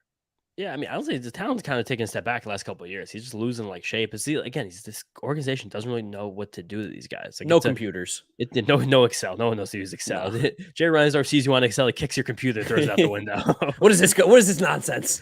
Is that data? Get it out of here right now. I'm not doing No anything. data. We hired Tony La Russa a couple years ago for no reason. I'll sleep in the dugout. Like, that's why Lance Lincoln just at 36 years old, just be out there throwing fastballs 80% of the time and getting guys Yeah. out. Like, this team is fun. They're exciting, and people are going to get excited about them for like a month. So get ready for that. But they're not a serious contender. No, they're not legit. And on the Giants side, they stink. I think Gabe Kapler gets fired this year, and I can't wait. I think the Giants thing is just like kind of paying attention to see if any of these hitters ever become like fun. Like Conforto bounces back, which he looks kind of bad right now. Yeah, looks like he missed the full year of baseball. That's what it looks like. Yeah, David Villar is like hitting the crap out of the ball something when he hits it, but he doesn't really make contact super often. He's just a big walk and strikeout guy. JD Davis, I really hope he doesn't break out. I really hope for everyone's sake he doesn't break out. I don't want to root bad on anybody, but just I really don't want him to look good. All I'm rooting for on that team is Wilmer Flores. I hope Wilmer always plays well. Wilmer has been hitting the ball well. I like Wilmer Flores still. Brandon Crawford still looks old. I think Blake Sable, if anyone just like likes fun stuff, like he's kind of fun. Like he hits the ball. Yeah, he can catch and he plays left field. Like he's kind of just hilarious. I think another thing that's really fun and silly about this team, a guy who pitched a couple innings yesterday, Sean Jelly, 6'7", like 6'9", 6'11", whatever he is. Like he looks fake. It's weird. Like his stuff looks kind of good sometimes, and he gave a bunch of unearned runs yesterday. Made some errors behind him, but like he's a guy where like if things went right for the next few years, like he could be nasty. Yeah, there's something there. He's got like the Bailey Ober build of like figure it out, and you can maybe something's there. Next game though to talk about here: Cleveland Guardians, Oakland A's. Guardians win 6-4 in a very, very, very close series with James's Oakland A's. 2 wins on the year, 1 ahead of my Washington Nationals right now. Is the way like that these series went, we know the Guardians are good. Like I don't think there's any concern here about like they're playing close with the A's, like what's going on here. But I will say their bullpen has looked human, especially Emmanuel Clase had some trouble the other night, and some of their other guys like whatchamacallit, what's the other guy's name that's really good out of their bullpen? Karinchak also looked human, which is concerning because we also know he's a huge sticky stuff guy. That's why he has the long hair, so he can get the goo on his hands.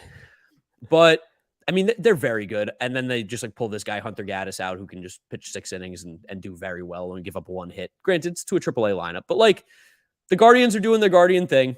Just Jose Ramirez is carrying that offense, and they have guys getting on in front of him, and they play good defense and they play good baseball. That's really what the Guardians are. Hunter Gaddis isn't bad. I'm gonna keep an eye on Hunter Gaddis for a while. The Guardians are really good at developing these pitchers who just like have wide repertoires and they like give them a little bit more oomph. Like Gaddis is kind of the worst of this crop that's going to be coming up in the next 18 months between him, Tanner Bibby. Xavier Curry came up last year, but he didn't really have that jump anyway. But Bibby and Gavin Williams are both like, those guys are probably both monsters. They're waiting in the wings for this team. Yeah. When they think that they're like, okay, this is our 4-month window to try and win a World Series. Like those guys are going to join the ranks here. And like Savali also looked good. He made a cool adjustment out of the cutter at the end of last year, started throwing it a lot more. He's looked good so far. Bieber's still quite good. If either Bieber, though, I looked at his stuff from 2 days ago start. Velo down, scary. It's been like that though, and he wasn't getting swings and misses. Yeah, no, he's been like he whatever he did 2 years ago, that's not coming back. He's never going to be best pitcher in baseball again. I think some people still perceive him that way, and it's not true. But then you have some people like on the analytics side who like go over on him, like Shane Bieber ready to fall apart at any given moment. Like he is still good enough to where it's like, all right, this guy's probably like the 17th, 15th best pitcher in baseball. Yeah, and like sometimes you got to trust the results over the predictive things you're trying to use to actually predict these results that continue to actually be good. So like this guy's put up like 500 straight innings when people thought he was like falling apart with like a 2.70 ERA, 3.5 ERA. Like, all right, he's still a really good pitcher, but it's still not like he's not the superstar ace. But I think Williams and Bibby have a shot to both be like really high end pitchers, and I think they will supplement this team well. And on my dynasty team, from your gassing them up. Dude, Tanner Bibby's crazy. He's going to come up soon. He was, I think Williams was top 20 in this Baseball America recap, and Bibby was like top 70 or 80. Which I don't think Bibby's on pipeline. I think Williams is low on pipeline. No, Bibby's way too big hipster prospect for pipeline. That's way too Brooklyn. Way too Brooklyn of a prospect for baseball pipeline. But another guy who I love for Cleveland who has been pitching. He pitched really well last year. This year, the results have been, let me check. I haven't checked much on him this year. Results have been amazing again. Can I guess? Yeah, guess. Enyel De Los Santos. That's my guy. Former Philly, by the way. Love that even more. But Enyel De Los Santos came on my radar last offseason because he was one of, at the time, I believe it was 5 relievers, 6 relievers in the entire league who had 3 different pitches with a whiff rate above 30%. It was like him, Lugo, Kenley, your boy Brandon Bielak somehow, which was funny. Yeah. There were a couple other guys in there who were all like quite good, but like you kind of miss a lot in that because a lot of these relievers are really good because they have 1 elite pitch, like sometimes 2. But the fact that De Los Santos mixes a few, The guy looks pretty good, and him and like Trevor Stephan, right? You pronounce that name, Stephan? Stefan. I don't know. Those two guys have come up. I think they're the best options besides Karinchak as setup guys for Class A. No, that makes sense. I mean, they're a very good team, and they did win the series, so they'll end up being fine.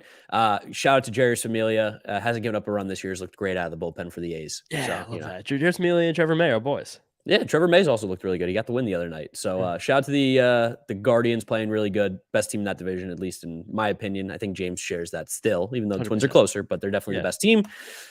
Second to last game of the day, out west, Angels versus Mariners. Angels 4-2 on the year.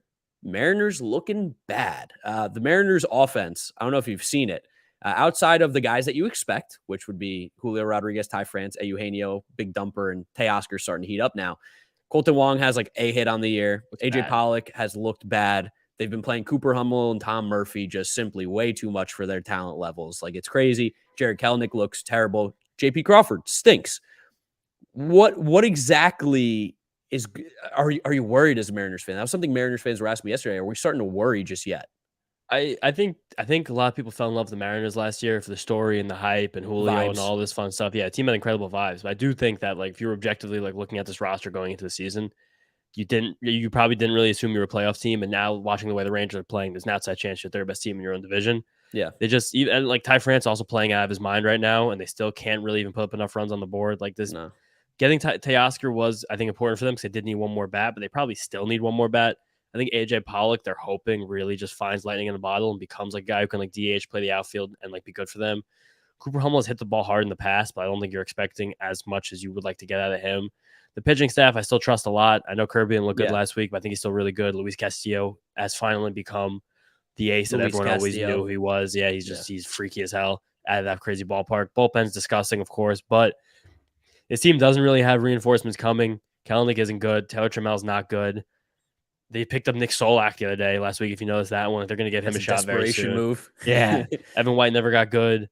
I just don't have the bats. They don't have the bats to do it. Maybe they're going to, if they can hang tight, I think they're going to try and do it. Try to get the bats to do it.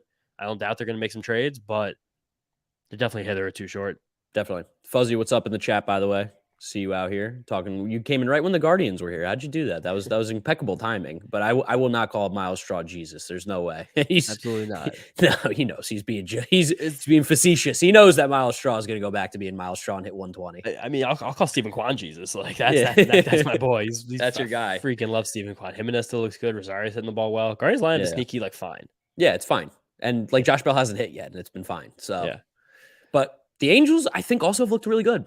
I think the Angels have looked really solid. Their bullpen stinks, though. Their bullpen will be the demise of them. That bullpen is atrocious. And the guy who's leading that real garbage of the bullpen is Aaron Loop, which tell Mets fans that last season going into the year, they might have a heart attack that Aaron Loop wasn't the best pitcher in baseball kind of thing.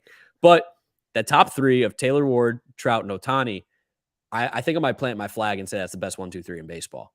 I think it's definitely possible because two of them are like two of the 5 best hitters in the whole game, and people are still sleeping on Taylor Ward. You got to stop. Taylor Ward is so good, man. Fucking sick. He's so good. And crushes the ball. He gets to hit in front of the 2 best players in Major League Baseball, and Mike Trout and Shohei Ohtani. So it's like, oh, I have to throw strikes to this guy who doesn't chase, who doesn't swing and miss, and he also hits the ball hard. What do we do? And like, this might be the smartest move the Angels made, letting Taylor Ward hit first instead of like because there's a world where like Phil Nevin gets to decide the lineup maybe, and he hits Taylor Ward fourth, or he moves everybody like he hits them after the good hitters because he's like, oh, he can drive these guys in. That's going to drive in runs. Like, thank God they hit him lead off because it really does help this lineup out.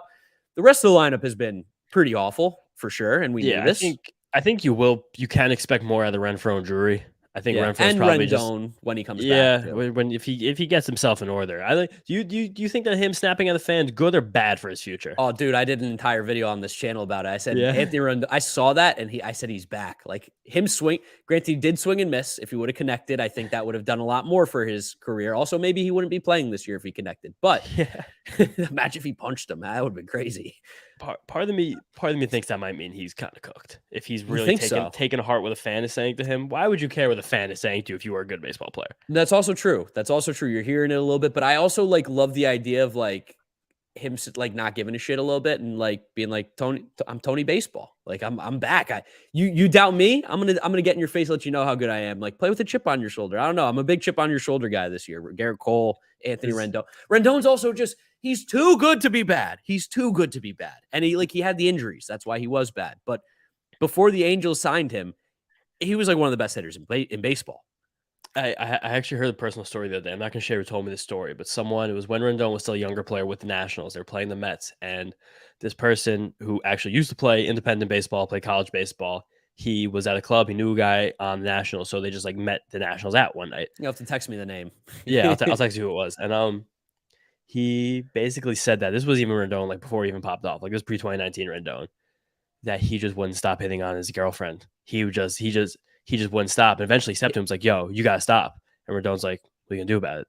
This is like 2017, 2018 Rendon. Like, I think he's just a dick is what I'm trying to say. But which is kind of, yeah, for sure. But that's a long time ago. I'm saying the fact that you start that way and then manifest with you swinging on a middle-aged man in the stands, this could be a guy who's maybe falling apart a little bit at the seams. Maybe a little frat bro douchebag kind of. Yeah, it seems like that. And like Renfroe and Drury just have to hit if this team wants to be competitive at all, and they're not.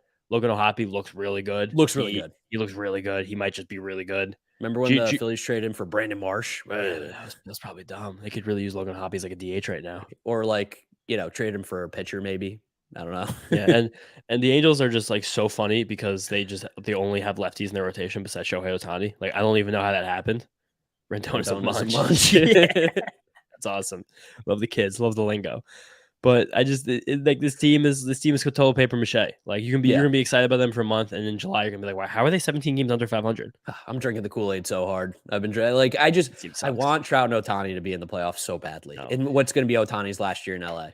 Yeah. Well, in Anaheim, he'll be in LA maybe. Yeah. Or last year in Orange County probably. Yeah. But like, I don't know. It seems just I can't get excited about this team ever again. Like, they've hurt us too many times. I know. I'm just like, they suck. Like, they're building this team like an idiot. Like Patrick Sandoval, like Tyler Anderson, Reed Detmers. I do like all of them objectively, but besides Detmers, I really question the upside of Sandoval and Anderson. Sandoval is just good. He was so habitually hurt for years and years and years. Yeah. He hasn't been hurt for like calendar year. So now, like, enough time has passed where people forgot he always gets hurt. That's a perfect time to get hurt again to disappoint everybody. And it's just like, Ohtani's so good. Ohtani like might be the best pitcher in baseball, but it's just, it's just not enough. I don't know. I can't see this team like really getting it together and like winning 87 games. That's fair. That's probably what they need to win to get into the playoffs too, in that last spot. Overall, though, are playing good baseball right now. Yeah, doing good enough job. And we'll see what they do in the next series. I think they wrapped up with the Mariners. Now, final series of the day: Blue Jays versus Kansas City Royals. Some of the just most awful baseball I've watched in a really long time. It was the last game of the day, so pretty much had no choice if I wanted to watch baseball. I had to watch this game, and boy, oh boy, was it a stinker. The Royals' offense was something that I thought was going to be a hell of a lot better. Is about as bad as an offense could possibly be right now. They look bad, and I don't know how they get much better. Like, Bobby Wood Jr. should not be playing this bad. It's still early in the season, but he's looked awful. Like, all the stuff that was bad last year with him at the start of the year came right back in full force. MJ Melendez looks horrible. He can't put the bat to ball on anything. Vinny Pasquantino, this is the one that hurts me. Granted, he still walks, but this is the one that hurts me. I think he's chasing a lot too now, right? Like, he's just kind of not looking. I think he's not looking like the player we saw over a longer period of time last year. He's looked really bad. You want to know why? It's because he unfollowed me on Twitter. That's what happens when you do that. Josiah Gray stinks, unfollowed me on Twitter. Will Crow stinks, unfollowed me on Twitter. Vinny Pasquantino stinks, unfollowed me on Twitter. You boys should learn. You know who follows me on Twitter? Jeff McNeil won the batting title. There you go. That's all you need. That's all you got to say. Put that one up there. Taijuan Walker follows me, got $70 million. Good things happen. It's not an accident. Let me check Vinny Pasquantino. Is he chasing? He's chasing a lot more. More. Yeah. He's swinging a lot more, which is interesting. He's now pushed his swing rate above league average. He's attacking pitches in the zone more, which is good, but he's getting less pitches in the zone, which is interesting. Still making like same amount of contact. Maybe that's a product of him like thinking he's that dude now for this team, where last year he kind of just came up and it's almost like you get blinded by the lights, where like now he's like, I'm the 3 hitter. I gotta perform. He's taking significantly less called strikes. He's being much more aggressive. It seems like that might be hurting him. That's interesting. That's a good thing you picked up, because it actually seems like something that is materially wrong. And Witt, I still really think Bobby Witt's like an actual like superstar. Yeah. And if anyone like out there is playing in fantasy baseball, a lot of this baseball takes I have come back to fantasy baseball. Buy low. He's walking a lot more so far, like not striking out at all. Like, I really think that's just like right now it's kind of like the opposite of a rising tide lifts all boats. This lineup is so disgusting right now. Everybody feels like shit. Yeah. I have no doubt he's still going to be good. Dude, listen to the averages of this team right now. Yesterday, I'm seeing them. 95 for Bobby Witt, and that's 0.95, guys. 111 for Melendez, 118 Pasquantino. Of course, Salvi, 263, professional hitter, one of the best catchers of the generation. Michael Massey's hitting fifth. What the fuck? 125. Edward Olivares pinch hit 182. Nick Prado doesn't have a hit on the year. Hunter Dozier has 1 hit on the year. Franmil Reyes has 2 hits on the year. Nicky Lopez has 4 hits on the year.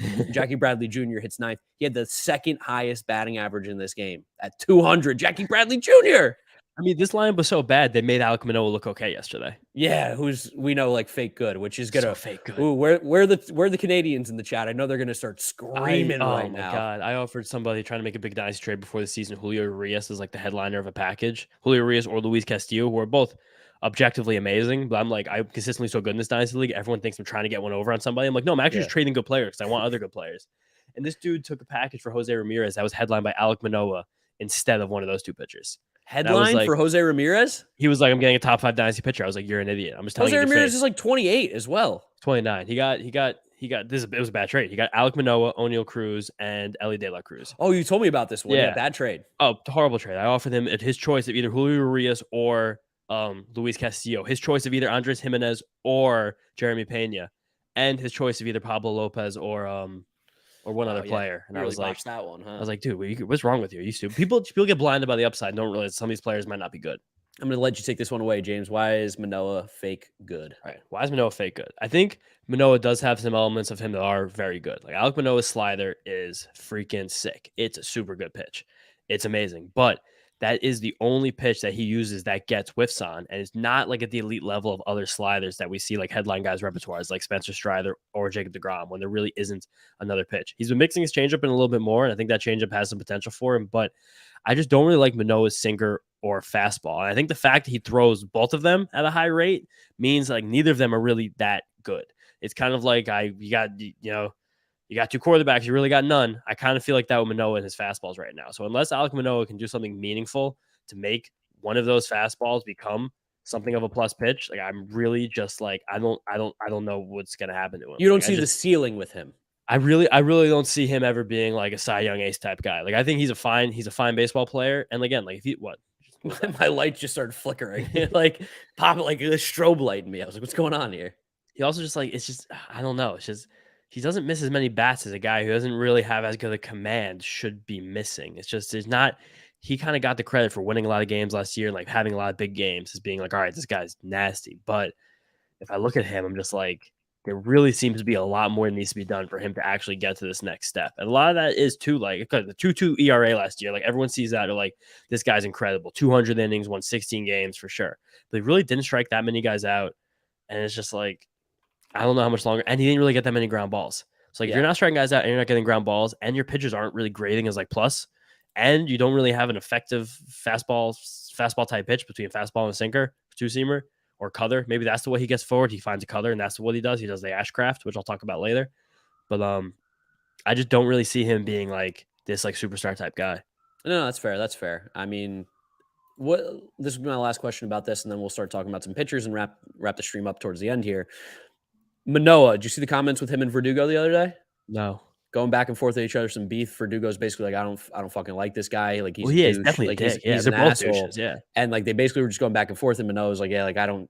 You think I'm worried about like Alex Verdugo? Like who cares? So does Manoah have dog or is he a douche? Dog or douche?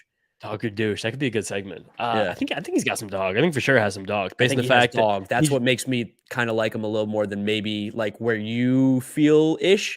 Where I go, he does have a little dog in him, but also he is like bad out of shape. Like he's fat. He's low. I kind of didn't want to say that because that's kind of a weird thing to like take shots at the guy for, but it's like, I don't know. It concerns me. Like to see a young guy like this, like Lance Lynn did it his entire career, but we also know Lance Lynn fell off really, really hard after having a phenomenal rookie season one year. So like, I don't think that's the downfall of Alek Manoah by any means, but like, you look at him and you go, I'd like to see him maybe do a little more cardio. I don't know. Like he'd probably become a better pitcher too.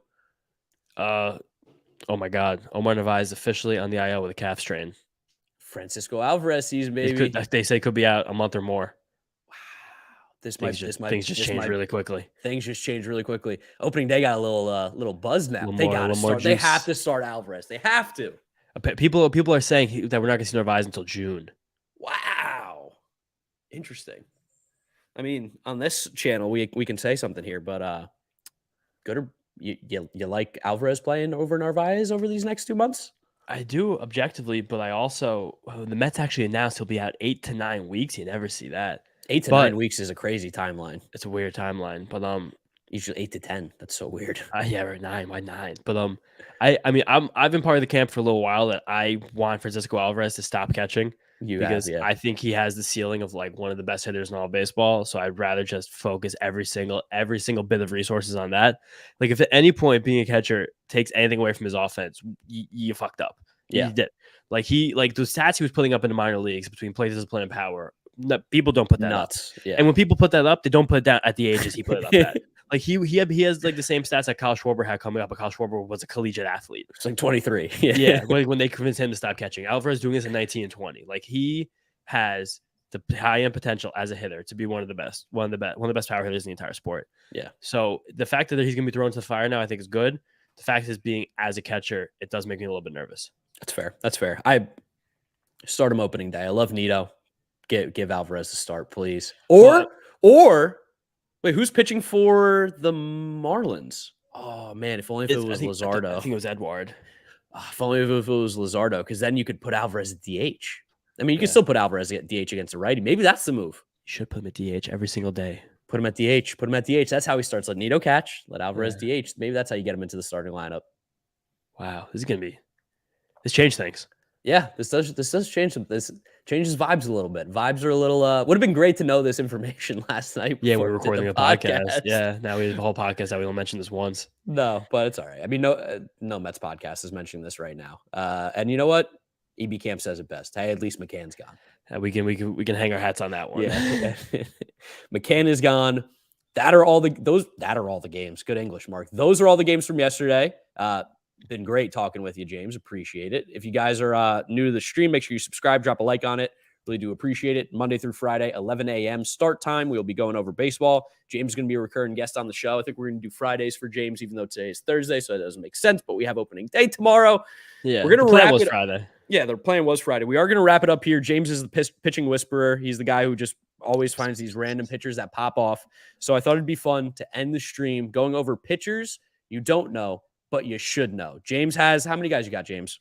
I got 4.5. I had Mitch Keller in here. We kind of talked about him already. Yeah, so 4. So I've got 4 guys as well. And you know what? I'll defer to you. Get us started, James. Who's your guy that you think people need to know a little bit more about? Number one guy is just because of how good he looked in his last start, Jeffrey Springs on the Tampa Bay Rays. Jeffrey Springs was the darling coming through the offseason fantasy baseball. He was just like sneaky sick as fuck last year. 2.46 ERA with 20% K- walk rate, which would have been like top 25 in all of baseball with 135 innings. Transitioning from the bullpen to the rotation, he's really nasty. And like he's like if you look at his stuff like on just like in the data in like a data set, you'll be like, why is this guy good? Like he throws like 92 miles an hour with like a sweeper and like a changeup. Like what happened here? The changeup is unbelievable. Changeup's unbelievable. It's on a string. His fastball shape is perfect and misses tons of bats, even though he only throws like 92, 93. And he did add this sweeper. Him and Rasmussen both added these sweepers in the offseason. Rasmussen's doing a thing that's cool. I was going to talk about him, but I know you said you talked about him the other day. Yeah. Rasmussen's doing this thing that a couple of the pitchers I've noticed doing baseball this year where he's throwing 2 different sliders at the same time. He's throwing his hard slider that's kind of cutter-ish, and he mixes in the sweeper. And that goes with Rasmussen's really, really good fastball. Springs isn't doing that as much. He's kind of just got rid of the old slider, but he's still throwing it a tiny bit. Sweeper looks insane. He can put the balls wherever he wants. This team is always going to put him in position to do really well. He looks like he could be like a true difference maker this season. 100%. And that was a guy you were on him last year too. And I was second he came up. Yeah. I know nothing about Jeffrey Springs. You're all over him. Rasmussen was going to be on my list. I talked about him yesterday. Like I said, he's just casually just really good. This is what the Rays do. They take a guy, they get the most out of him. He's not the same strikeout pitcher he was coming out of the bullpen, but they don't need him to be because he doesn't give up walks. He doesn't give up hard hits. He just does everything extremely well. His baseball savant page is filled with red. He's a really, really good pitcher. Gets a lot of whiffs too, despite not getting the strikeouts. which is Rasmussen interesting. also, I believe, is a big ground ball guy. I'm just double checking right now. I think he like sits like in the upper 40%. Yeah, last year 47%. This year in his like very limited sample, 54%. So if you're a guy who's sitting with a ground ball rate that's over 45%, it's not really predictive. Once you get that to like 50, that's like, oh my God, this is crazy stuff like that. We can go year over year. But when you get to 20% strikeout rate, 25% strikeout rate with the 50, 45% ground ball rate, it's really hard to do damage against you. There's just not that much meaningful contact ever being made. Guy that I had written down, I'd love to hear your take on Justin Steele. Justin Steele's like low-key been kind of pretty good. Like pretty good. Like I don't think he's going to be like ever an ace by any means, but he did have a really good first start this year. And last year he did some stuff really well. It depends if he can cut down this walk rate like he did in the first start. If he can continue to do that and also bump the strikeout rate like he did, really good stuff. He's a solid pitcher. And I feel like because the Cubs are kind of like weird, like no one really talks about it. And Justin Steele's like was an older rookie last year at like 26, 27. Yeah. But he looks like he might be pretty decent.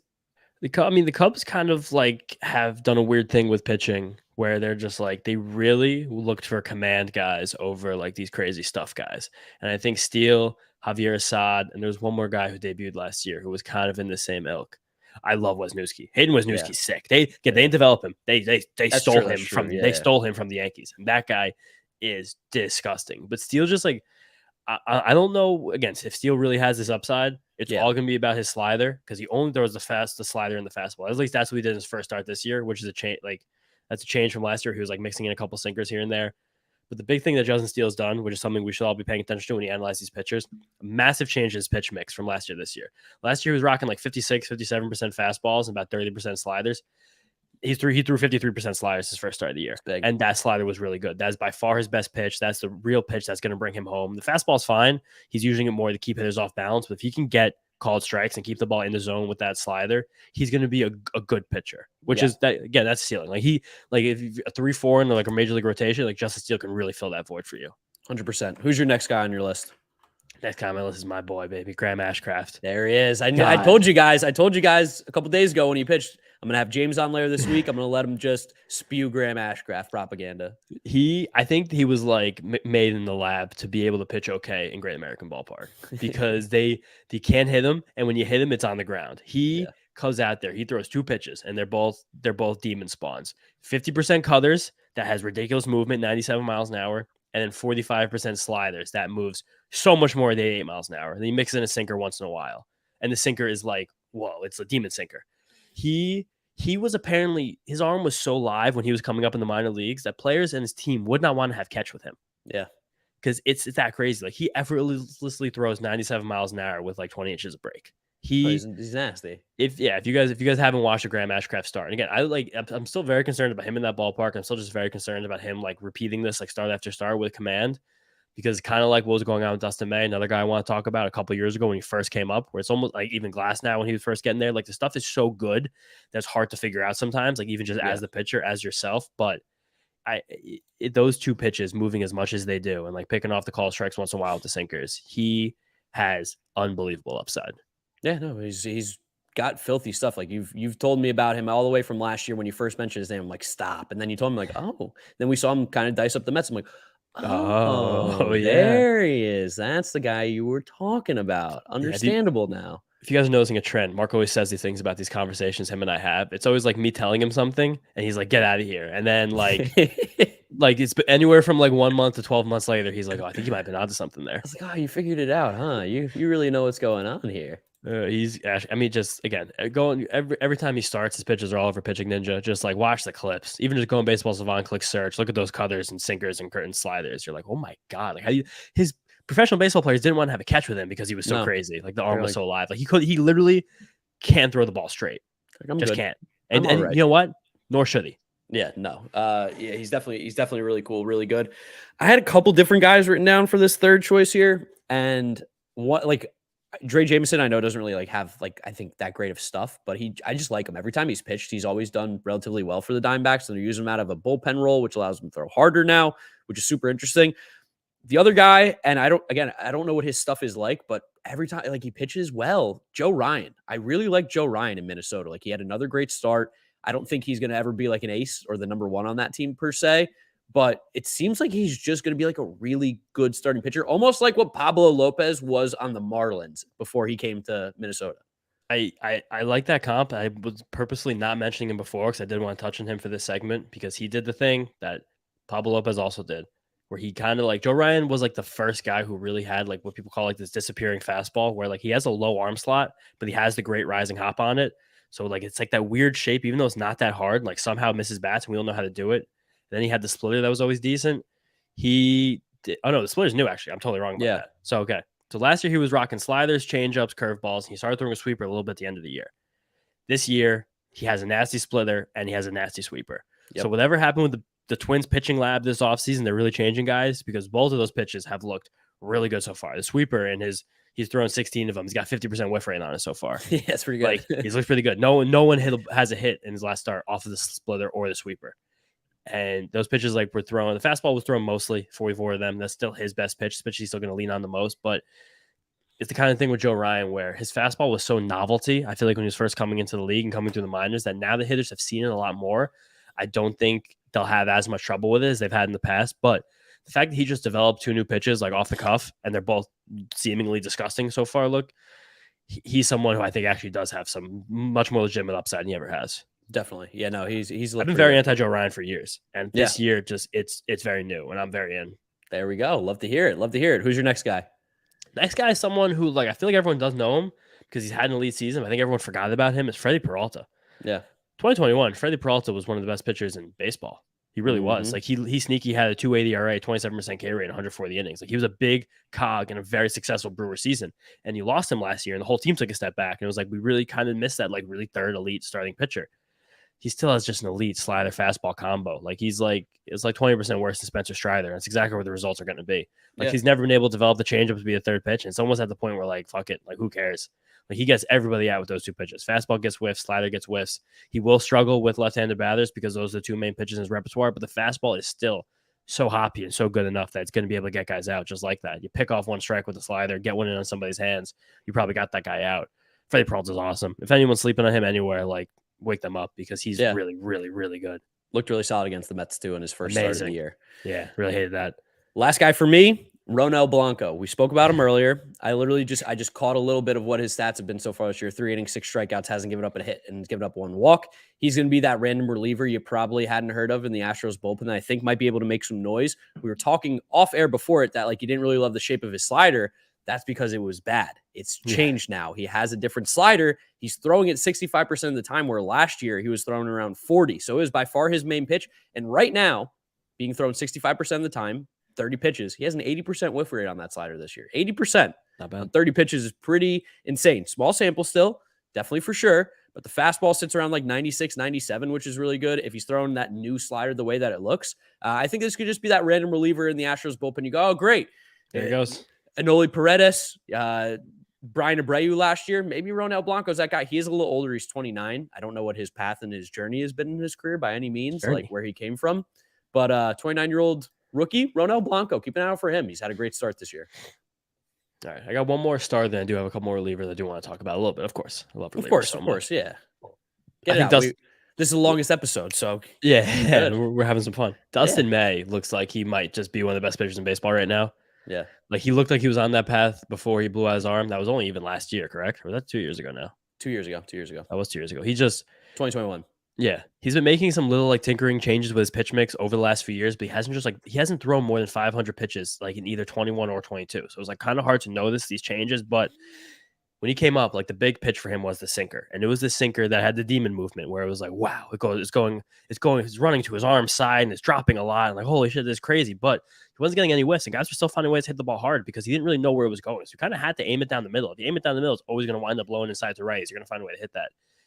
He's just been slowly taking that sinker down just in favor of a really, really beautiful fastball that just sits up in the zone, it rises up, and a curveball that is one of the most just beautiful aesthetic pitches in all baseball. Like I love sliders for like how good they are statistically, but there's nothing prettier than a real curveball, like a 12-6 that just pops on a guy. The old Barry Zito big loop and left-hand curver when Kershaw was really at his best and just drop one in there. Oh, and I'm sure it's like not an accident that Dustin May is hanging out with Ken Kershaw, like throwing these curveballs. And he's only 25 years old still. Yeah. The Dodgers develop these pitchers so quickly where they get so good out of nowhere. And you're like, oh my God, now there's still so much time. And this curveball he's dropping in, This is an 85-mile-an-hour hook and curveball. Like, this is not a joke. And the sinker is still in the mix, still throwing it some, but the fastball and the curveball are leading the way. The sinker is fine. It's still mixed in a little bit. Color's okay. Changeup is coming along. And it's just like, oh my God. Like, wow. He's in his first start this year, threw his fastball 43% of the time. Most he ever had in the season was last year, and his limited sample 23% of the time. Dang. So like he is focusing on that fastball sinker also the last 4 seasons, 51%, 39%, 28%, 21%. And it's still a fine pitch, but it just wasn't as easy for him to really figure it out. He figured out that fastball. He's putting it inside on guys. He's throwing it high. I think he's really, really, really good. And that sinker's good because it helps him get ground balls. He could be one of those freaky guys that gets like 50% ground balls, 25% strikeouts, which is like the dream spot to be. Shane McClanahan was the only guy in baseball to do it last year. And Alex Cobb, Logan Webb, Kyle Wright, Framber, Kershaw, Luis Castillo were all, and Brady Singer were all like in the realm of being close to that. Gotcha. If you're able to hit those 2 thresholds, there's nothing stopping you from being one of the best pitchers in baseball. And Dustin May has everything to be in those 2 thresholds now. And he's pitching tonight in Arizona. Yes, which it's in Arizona? Yeah, because they were home last weekend against Arizona. Oh, yeah, they're in Arizona. Yeah. No, that's a good point. Yeah, I got him on a fantasy team of mine because I was like, he's good. Like, give him a shot. Why not? Give him a. Let's see what he's got there. Who's your last? Who are your relievers now that you got here for us to wrap it up? We mentioned Gregory Santos. I mentioned the Twins that I like a lot. Well, and I hinted at Kyle Foucher before. Kyle Foucher is going to be the Rays reliever this year. Who in June you're going to be like, holy shit, who is Kyle Foucher? Yeah. Demon slider. He throws over 50% of the time and a wild looking sinker and a fastball he mixes in sometimes. So you just watch some of the pitches. There's another guy who's like in their minor leagues right now. Is going to be this guy soon, Ben Heller. Remember. I showed you a tweet that was like pumping his tires at the end of spring training, and Ben Heller quote tweeted like, "Hell yeah!" And I was like, "All right, this is cool." These guys are like jacked up about it going into the season. And one more guy who seems to have made some adjustments to get a little bit better. Old friend Michael Fulmer has looked really good so far this season. He has, Cubs, right? Yeah, it's a Cubs sign. He's basically just going to become their closer. He's got 3 strikeouts, only faced 5 batters. It's pretty good. Good place to start. And there was one more thing I wanted to see. I think his velocity has to tick back up a little bit. Because he was throwing a lot of sliders, right? Like 70% sliders, pretty much. But he just brought on a new curveball and brought his changeup back. So he's mixing 4 pitches out of the bullpen. He's sitting 95. The slider still sits 90, and the curveball looks like quite good. This is a pitch that he hasn't really thrown much ever in his life. Somehow the Cubs taught it to him. They signed him at the end of spring too. So either he learns in the offseason at like one of the development academies, or the Cubs gave it to him like a week and a half. But he is a reliever who looks like he's showing more than he has in years, and he just looks good. Yeah, solid. I mean, those are the pitchers you guys maybe don't know too much about. Hopefully, you learned a little bit more. That will be a video on the channel, James. Your YouTube channel debut on This Is Baseball over here. Lots of stuff going on. It's been a great stream. Appreciate you coming out, James. Tell everybody where they can follow you and all that good stuff. Love that. Anybody out there wants to just hear more about pitching, or just me like just talking shit about the Mets or making memes, James_Schiano on Twitter, SCHIANO. I'm trying to get James Schiano. It's the account I made myself in college. I've been trying to recover it for months. I just like don't find the time and then get distracted. But we're gonna try and get rid of that _ one day. There we go. James, thanks for hanging out today, talking baseball. We'll be back next week with you to do some more during the week, probably on Friday. Make sure you guys subscribe to the stream, drop a like on it. Really do appreciate it. We're going to have a bunch of clips coming out today, so I hope you guys enjoy those. If you missed anything, and of course, the live stream always stays up.